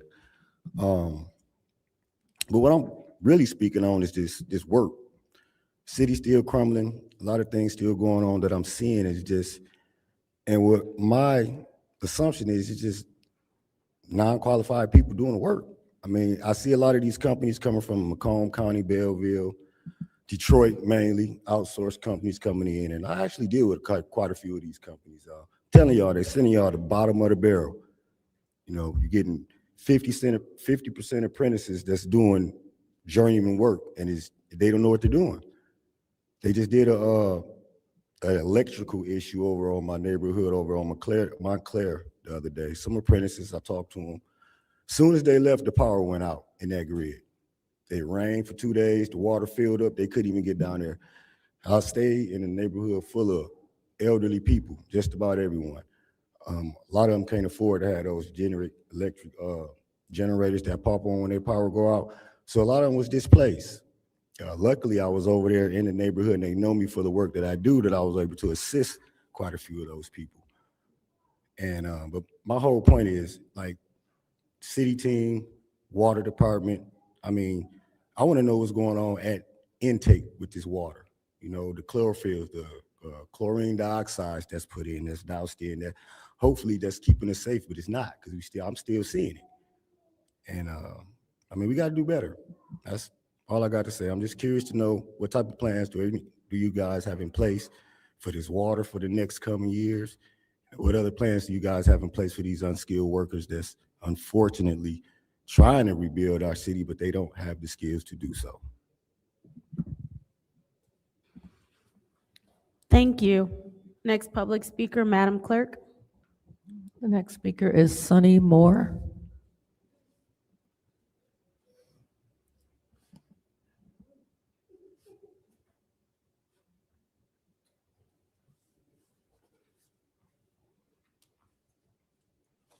Hello. I do want to send my condolences to the baby girl that passed away that was 9 years old in Flint. Just feel like it's a tragedy that we still have to deal with gun violence every year, all the time. You know, I went to her vigil yesterday and I looked at that park and it tore me up knowing that she wouldn't be able to play there anymore. So that's why I'm here. You know, I'm ready to stand up for this community. I'm not running for no council or anything like that. I'm just here to support this community because that's what we need as a community, to support each other. I now have a 5-month-old baby girl, so I couldn't imagine. So I just want us to support each other more because it's not going the way it should go in this city. With the funds we have in this city, we should have programs for kids to do things so they won't have to be out here in the streets doing the dangerous things that they are doing. They don't have nowhere to go. There should be things for them to do. Why is there not? The programs that I see that you guys do have, that's fine, but we need centers directed for them so they can feel comfortable coming there and giving their life to y'all, giving their life to us. We can help them. We still have a chance to change what's going on here in Flint. As far as, you know, getting the killer off the streets, me, Arthur Woodson, and another person, we are working nonstop to find that little boy who killed her. And we got an idea who it is, but we're working nonstop. Everybody should be working nonstop. Everybody should be asking around what happened. Somebody knows something. Nobody is saying nothing. It's not cool. That was a 9-year-old baby girl from Flint, Michigan, the city I'm from. So I don't play that. I don't like that. So going forward, I want everybody just to stick together as a community. We are Flint. We are Flint strong. Let's keep it that way. Now, I got 59 seconds left. I'm not paying y'all a dime for this water. Why do y'all think we should pay y'all for this water if y'all know this water is dirty? Every time I get a shut-off notice, I send it to DHS. I send it to One Stop. I'm not giving y'all a dime. Y'all need to stop paying for this water. Y'all know this water is not clean. If y'all had the nerve to give me $400 credit on my dang water bill, why do I have to still pay y'all if y'all know that water is wrong? Why are our water rates high? Why is my water bill $40, but I'm paying y'all $60 just to get it? It doesn't make sense. I'm spending thousands on bottled water. I have not washed my baby girl in Flint water. I don't understand. What are we doing here? What are we doing here? I'm over it and I'm here. So I just need y'all to step up. It's all love.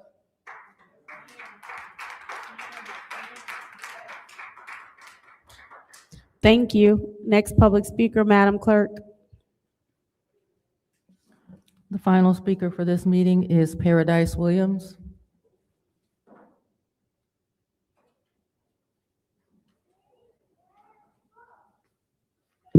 Good evening, everybody. I'm Paradise Williams. I am running for 3rd Ward Council.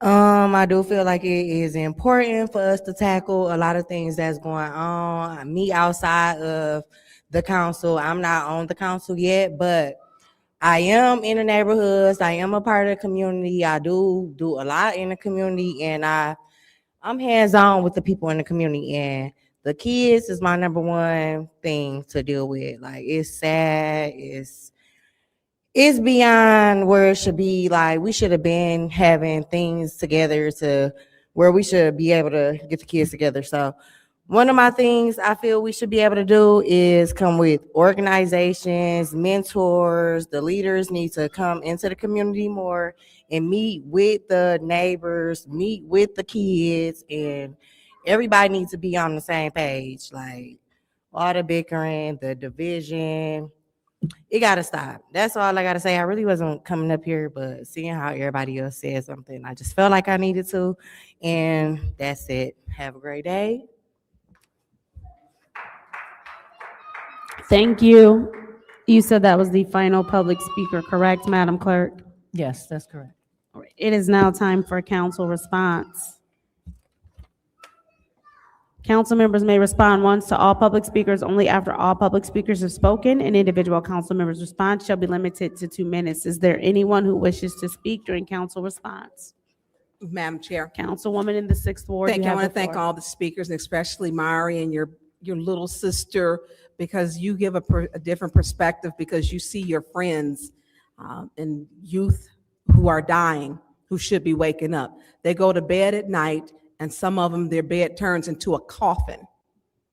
And they should not, when you go to rest, it should not be eternal rest in the city of Flint. It's too many times we've seen it.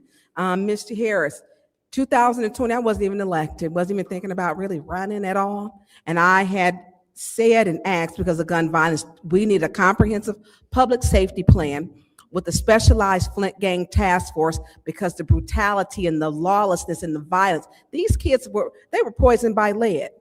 And we cannot expect for them to act normal, because what happened here in Flint wasn't normal. I sat down with Chief Green. I've talked to him. The mayor will not allow him to talk to us. He will not allow us. And so when we talk about, is it more important over the kids or more important with you micromanaging, our kids are losing. They're losing. And so when we talk about, I spent my entire day, and I want to say thank you to Sheldon T. Banks Funeral Chapel for taking on the responsibility of burying that child, Taharia Knox. He has took that on. The family couldn't even afford it. We see more GoFundMe's than anything in this community, but we need to start coming together. There's nothing so bad that we can't come together to fix this, to work on this, to wrap our arms around these kids. But I want people to listen to the gun violence, because this was the gun violence of the shots.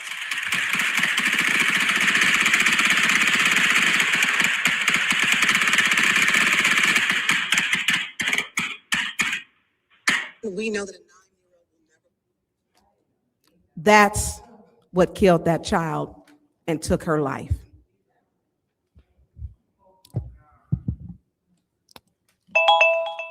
Madam Chair. Madam Clerk.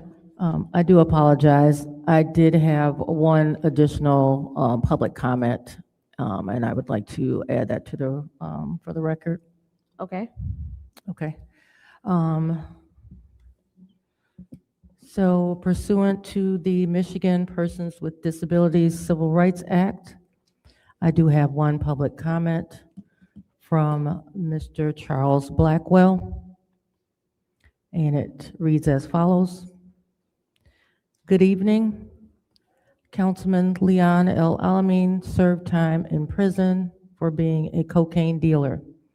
Now he is charged with beating up his girlfriend. Once a crook, always a crook. That is the public comment from Mr. Blackwell. Thank you. Is there anyone else who wishes to speak during council response?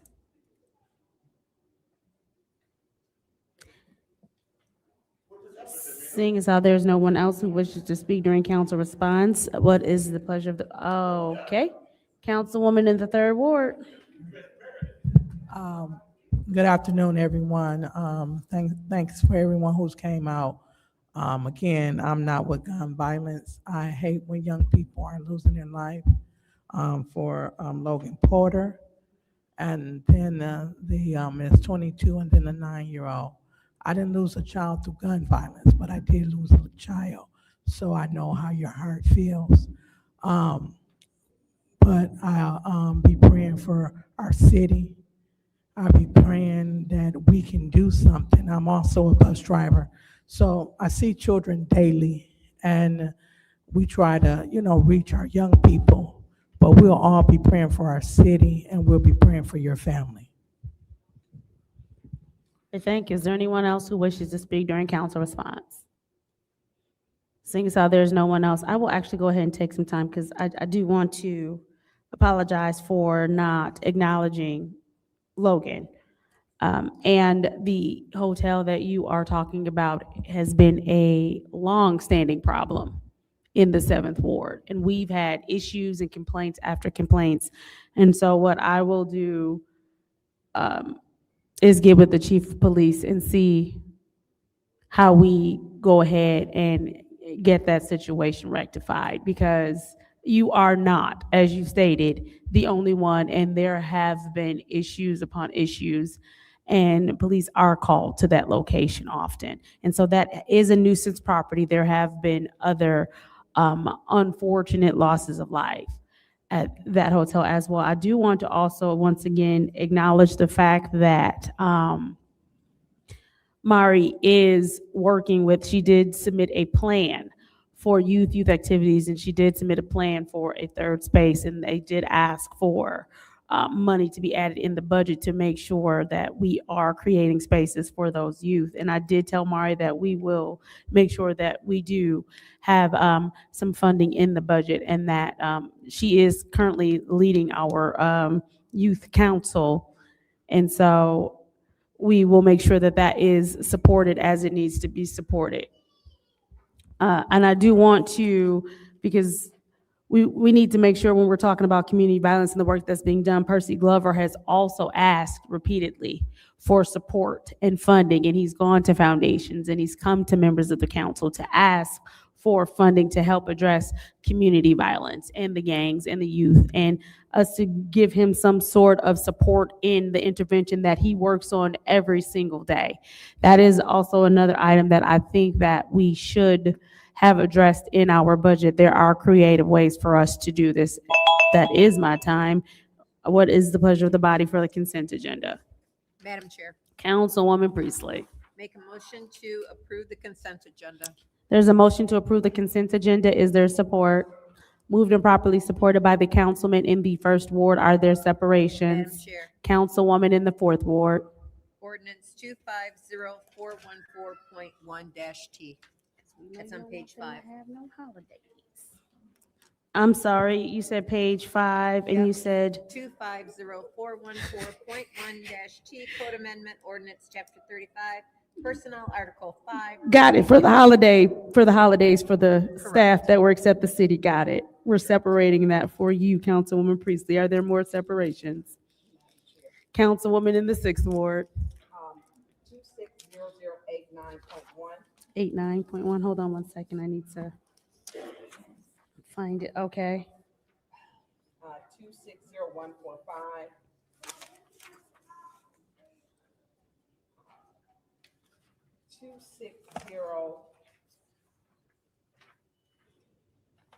260-134. Hold on one second. I need to find it. Okay. And 260. Did we, is that supposed to be a point one? I thought we changed that.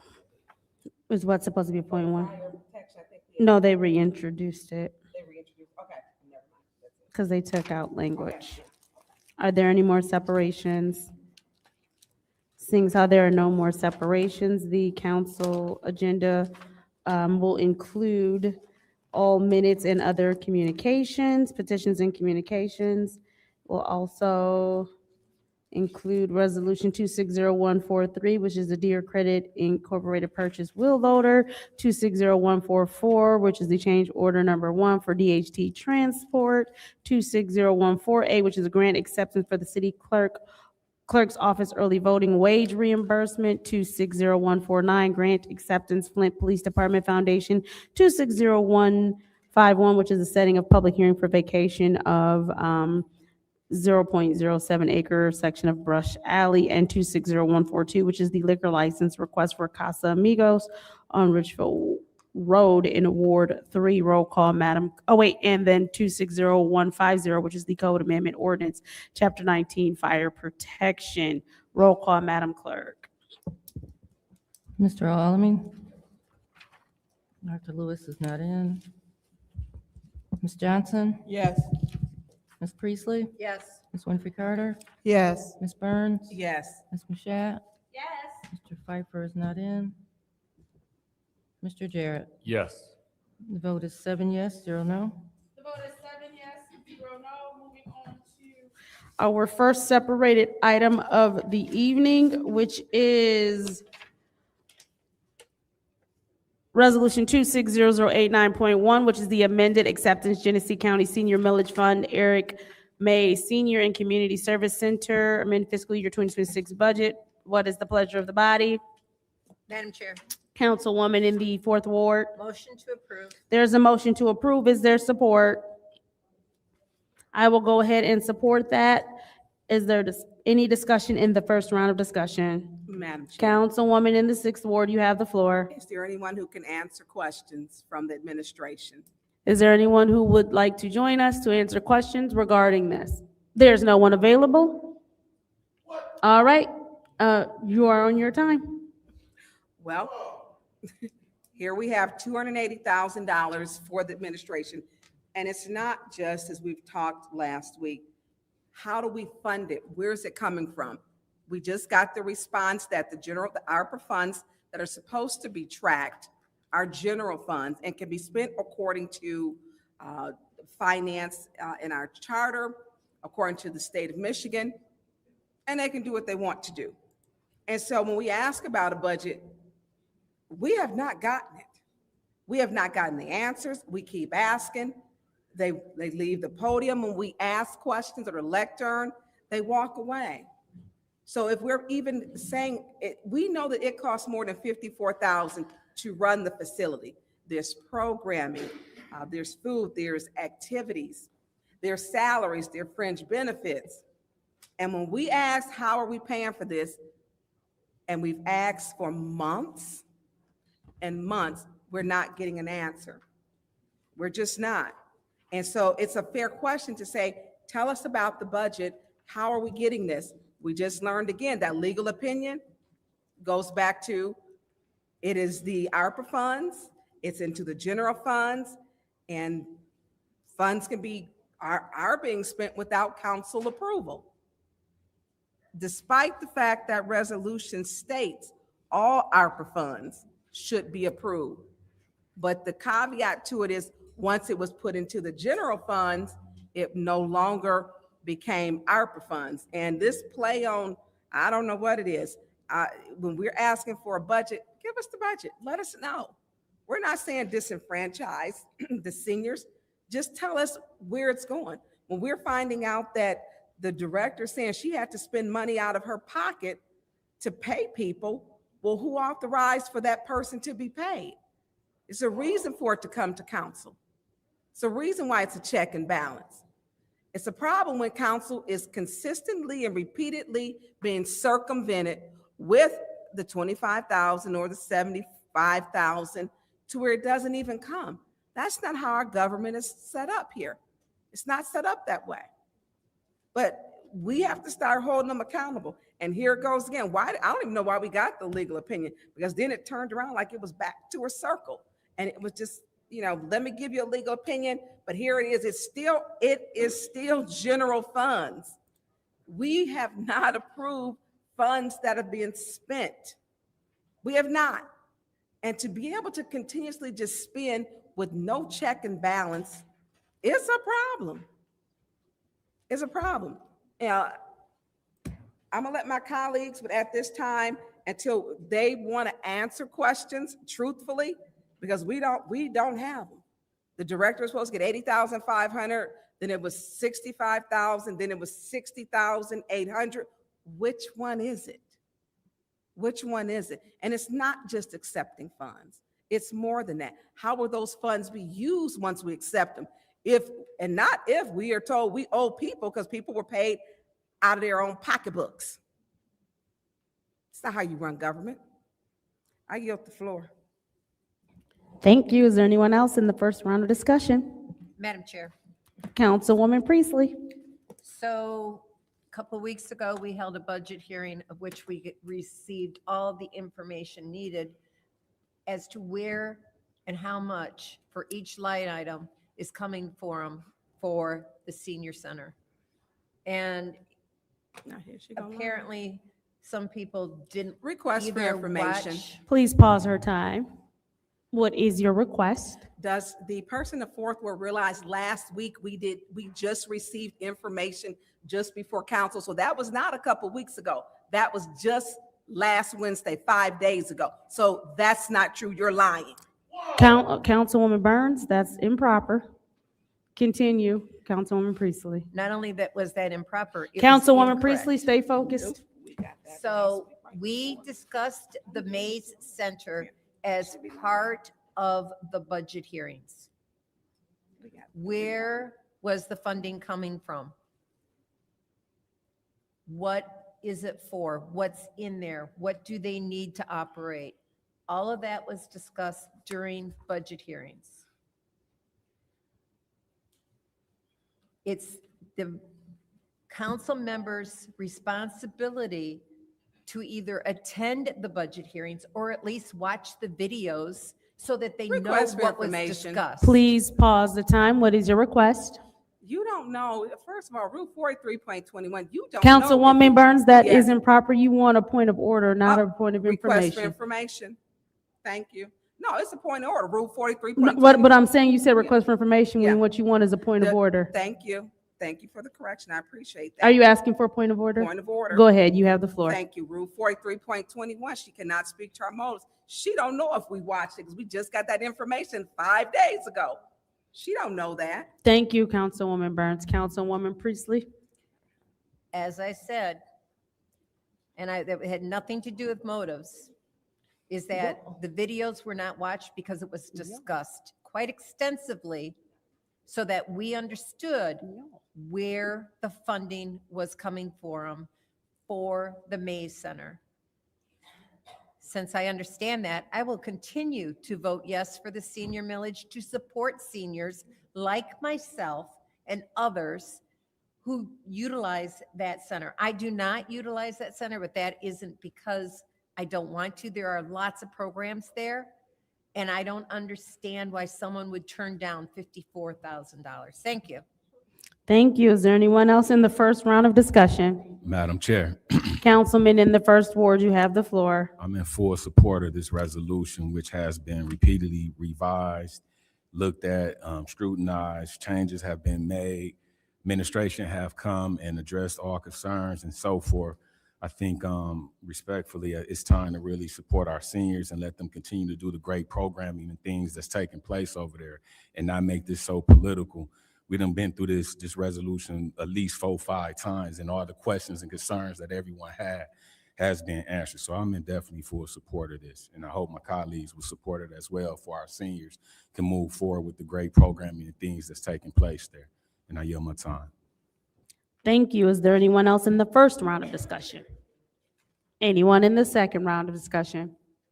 Seeing as how there's no one in the second round of discussion, this is the roll call vote to approve Resolution 260089.1, which is the amended acceptance Genesee County Senior Millage Fund, Eric May Senior and Community Service Center, amend fiscal year 2026 budget. Roll call, Madam Clerk. Dr. Lewis is not in. Ms. Johnson? Yes. Ms. Priestley? Yes. Ms. Winfrey Carter? No. Ms. Burns? No. Ms. Mashat? Yes. Mr. Pfeiffer is not in. Mr. Jarrett? No. Mr. Alamin? The vote is 4 yes, 3 no. The vote is 4 yes, 3 no. That motion has failed to pass. Moving on I'd like to to, make a motion. Am I able to speak, Madam Chair? what's your motion? Are we able to leave this in council? Yeah, there's a motion to leave this in council. Is there support? Moved and properly supported by the councilman in the first ward. Roll call, Madam Clerk. Didn't.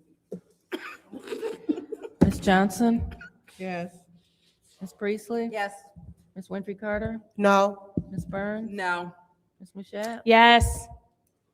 Mr. Pfeiffer is absent. Mr. Jarrett? No. Mr. Alamin? Dr. Lewis is absent. The vote is 4 yes. 4 yes, 3 no. 4 yes, 3 no. This motion failed to, this resolution failed to stay in council. Moving on to Resolution 260145, third quarter budget amendment fiscal year 2026. What is the pleasure of the body? Madam Chair. Councilwoman Priestley. Motion to approve. There's a motion to approve. Is there support? Supported by the councilman in the first ward. Is there discussion? Seeing as how there is no discussion, this is the roll call vote for Resolution 260145, which is the third quarter budget amendment fiscal year 2026. Roll call, Madam Clerk. Ms. Priestley? Yes. Ms. Winfrey Carter? No. Ms. Burns? No. Ms. Mashat? Yes. Mr. Pfeiffer is absent. Mr. Jarrett? No. Mr. Alamin? Dr. Lewis is absent. Ms. Johnson? Yes. The vote is 4 yes, 3 no. Vote is 4 yes, 3 no. That resolution fails to pass. Moving on to the next resolution, which is, we're in the introduction of reading of ordinances, which is 250414.1-T, which is the Code Amendment Ordinance, Chapter 35, Personnel, Article 5, Working Conditions. What is the pleasure of the body? Councilwoman Burns. There's a motion to approve by Councilwoman in the 6th Ward. Is there support? Supported by the councilman in the 1st Ward. Is there discussion? Councilwoman Priestley, you separated. You have the floor. Thank you. I am going to stand by my decision not to vote for this until we have contracts. Thank you. Thank you. Is there further discussion? Seeing as how there's no further discussion in the first round, discussion in the second. No discussion in the second. Roll call, Madam Clerk. This is the resolution ordinance 250414.1-T, which is the Code Amendment Ordinance, Chapter 35, Personnel, Article 5, Working Conditions. Roll call. Oh, Ms. Winfrey Carter? Yes. Ms. Burns? Yes. Ms. Michelle? Yes. Mr. Pfeiffer is absent. Mr. Jarrett? Yes. Mr. Alamin? Dr. Lewis is absent. Ms. Johnson? Yes. Ms. Priestley? No. The vote is 6 yes, 1 no. The vote is 6 yes, 1 no. That ordinance is approved. Moving on to 260134, Code Amendment Ordinance, Chapter 11, Building Code. What is the pleasure of the body? Madam Chair. Councilwoman in the 4th Ward. Motion to approve. There's a motion to approve. Is there support? Supported by the councilman in the 1st Ward. Is there discussion? Madam Chair. Councilwoman Burns. I was about to close it out. I know you are. To you two, Building and Permits, Mike Ryder. And Mr. Hippie, Yes, would you two please join us at the lectern? thank you. Good evening, everybody. Good evening. I know you're doing your countdown with your 3 months. Is it down to weeks and days yet? Yeah, it'll be 59 days. And who's counting? What did he say? 59 days. Quick questions. Well, not, I have some questions. So in this ordinance, one of the things that the Landlords Association has reached out. And with having this ordinance to be approved, a lot of the homes which are issues, which are what people consider, because they sit on the land bank, is unfunded. And we can't do anything for land bank. Is that correct? Correct. I can't, but you could work on that for us. Thanks. So no would be the answer then, right? Right. If you're talking about enforcing Right. this ordinance, it's written in there that they would be exempt from it. Correct. And so it's not fair. And that's where I hate to say it honestly, get most of my complaints from. Because they don't have the funds. I know ARPA helped to clear up their demolition list, which they have exhausted all of those funds with demoing. And so when we talk about this, at this time, I am not ready to approve it. What is your thoughts, Mr. Hippie? Because you will be over this department in 59 days. Give or take a little. Yeah, I mean, it's going to be tough. It's it'll be interesting. It'll be interesting. We'll do our best. It'll be tough. It'll be interesting. Staffing, and I know when we look at the houses, they just took some of the houses, unless I'm wrong with reading, off of the demo list. I believe that's what the article I read, because of there's a housing shortage. And so then how do we allow those to sit there? Well, they didn't take them off the demo list. They have to be rehabbed and pass inspections before the demolition list will be removed. Okay, are you familiar with the article, you or Mike? Yeah. With who? Are you familiar with the article? They removed some of the homes that were on the list for demo, Well, who are they? land bank.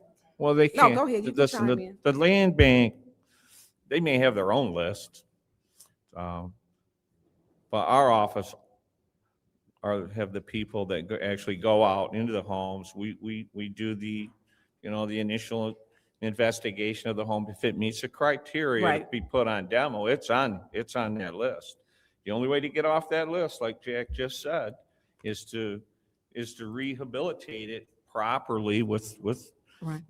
permits and inspections until it's habitable again. So would this put more back on yours because they're taking them off?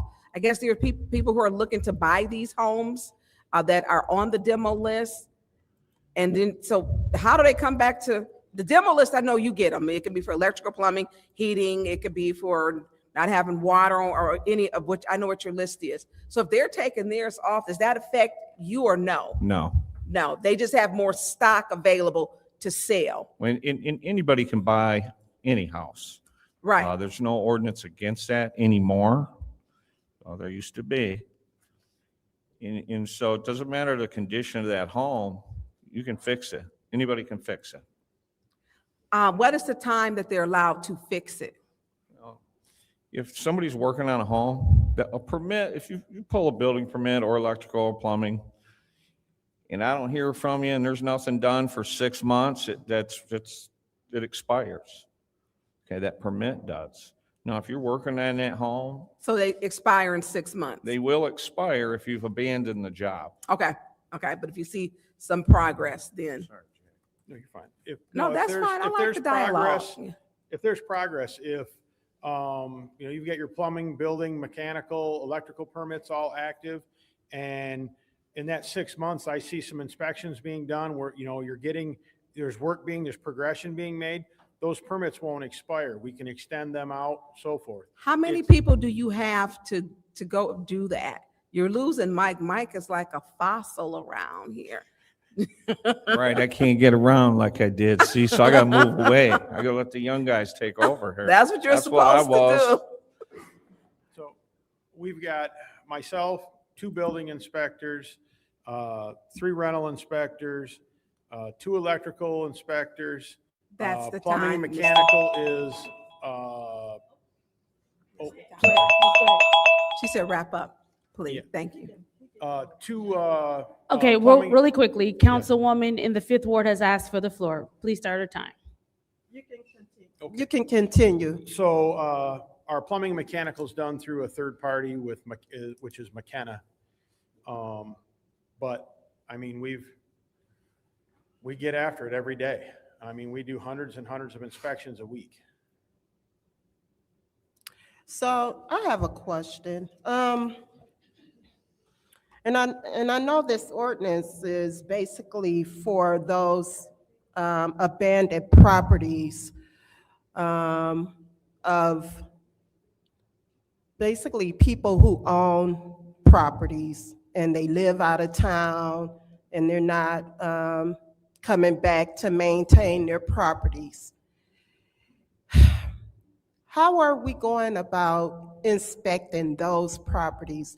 And we always get a lot of complaints. I get a lot of complaints about these properties. And, there's no one to, how do you contact these people to even have them to come and check out and maintain their properties? So most of the time it's a complaint that is why we're driven out, why we're out there. At that point, if we find violations, we send them certified mail to whatever address we have on file.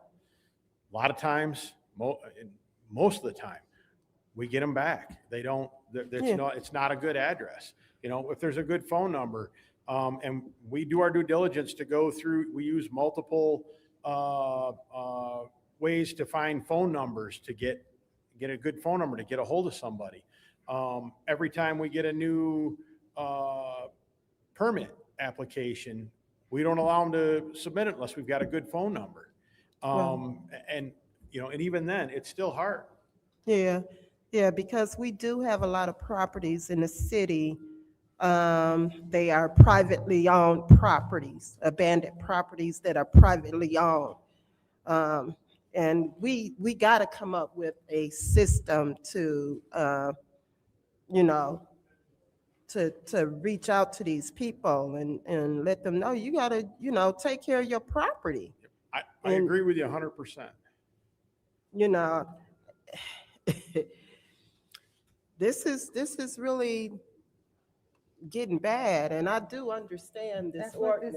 Yeah, It's literally just we need to find you. Yeah, That's we all need this to find is. you, But and gotta you charge need $300. to, yeah, we need to find you, and you need to take care of your property. We are poor city. We're gonna stay poor as long as Yeah. we're not making them pay. Yeah, so, I yield. Is there anyone else in the first round of discussion? Anyone in the second round of discussion? Seeing as how there's no one in the second round of discussion, I will take my time. The whole purpose of this ordinance is so that we can hold people responsible who are just holding on to these properties, who aren't doing anything with these properties, who are allowing them to be vacant, who are allowing them to be stripped, who are allowing the lawns to go uncared for, who, when the city has to go take care of it, or we have to do some sort of maintenance or boarding up, we lose money. We lose money taking care of their properties, and we can't even find them. At some point, we have to force people to be responsible in owning these properties. If you cannot afford to own the property, then figure out what you're going to do with the property. But it is not fair to the city and what it costs us. It's not fair to the residents and those who are the neighbors of these properties. It's not fair when the fires happen and they break out. It's not fair when the lawn is not taken care of, and so now the whole neighborhood around it is being brought down. It's not fair that you are out of town and you own these properties and you're not caring for these properties, but you're sitting on these properties. It's not fair. This registry is not unique. It's not unique.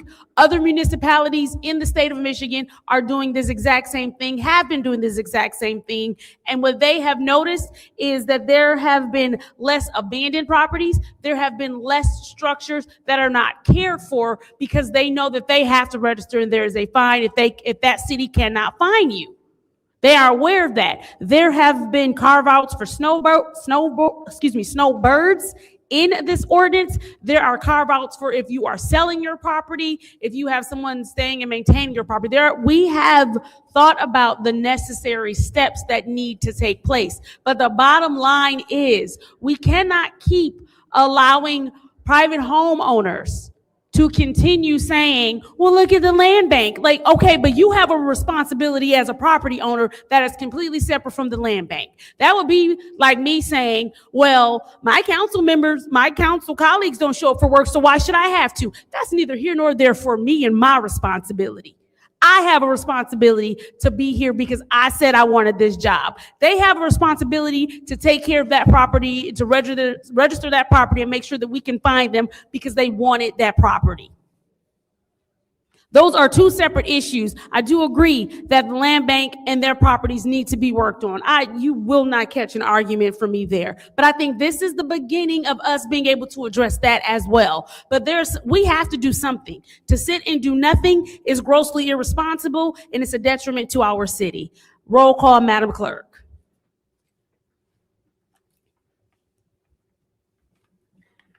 Ms. Burns, I abstain. Ms. Mashat, Yes.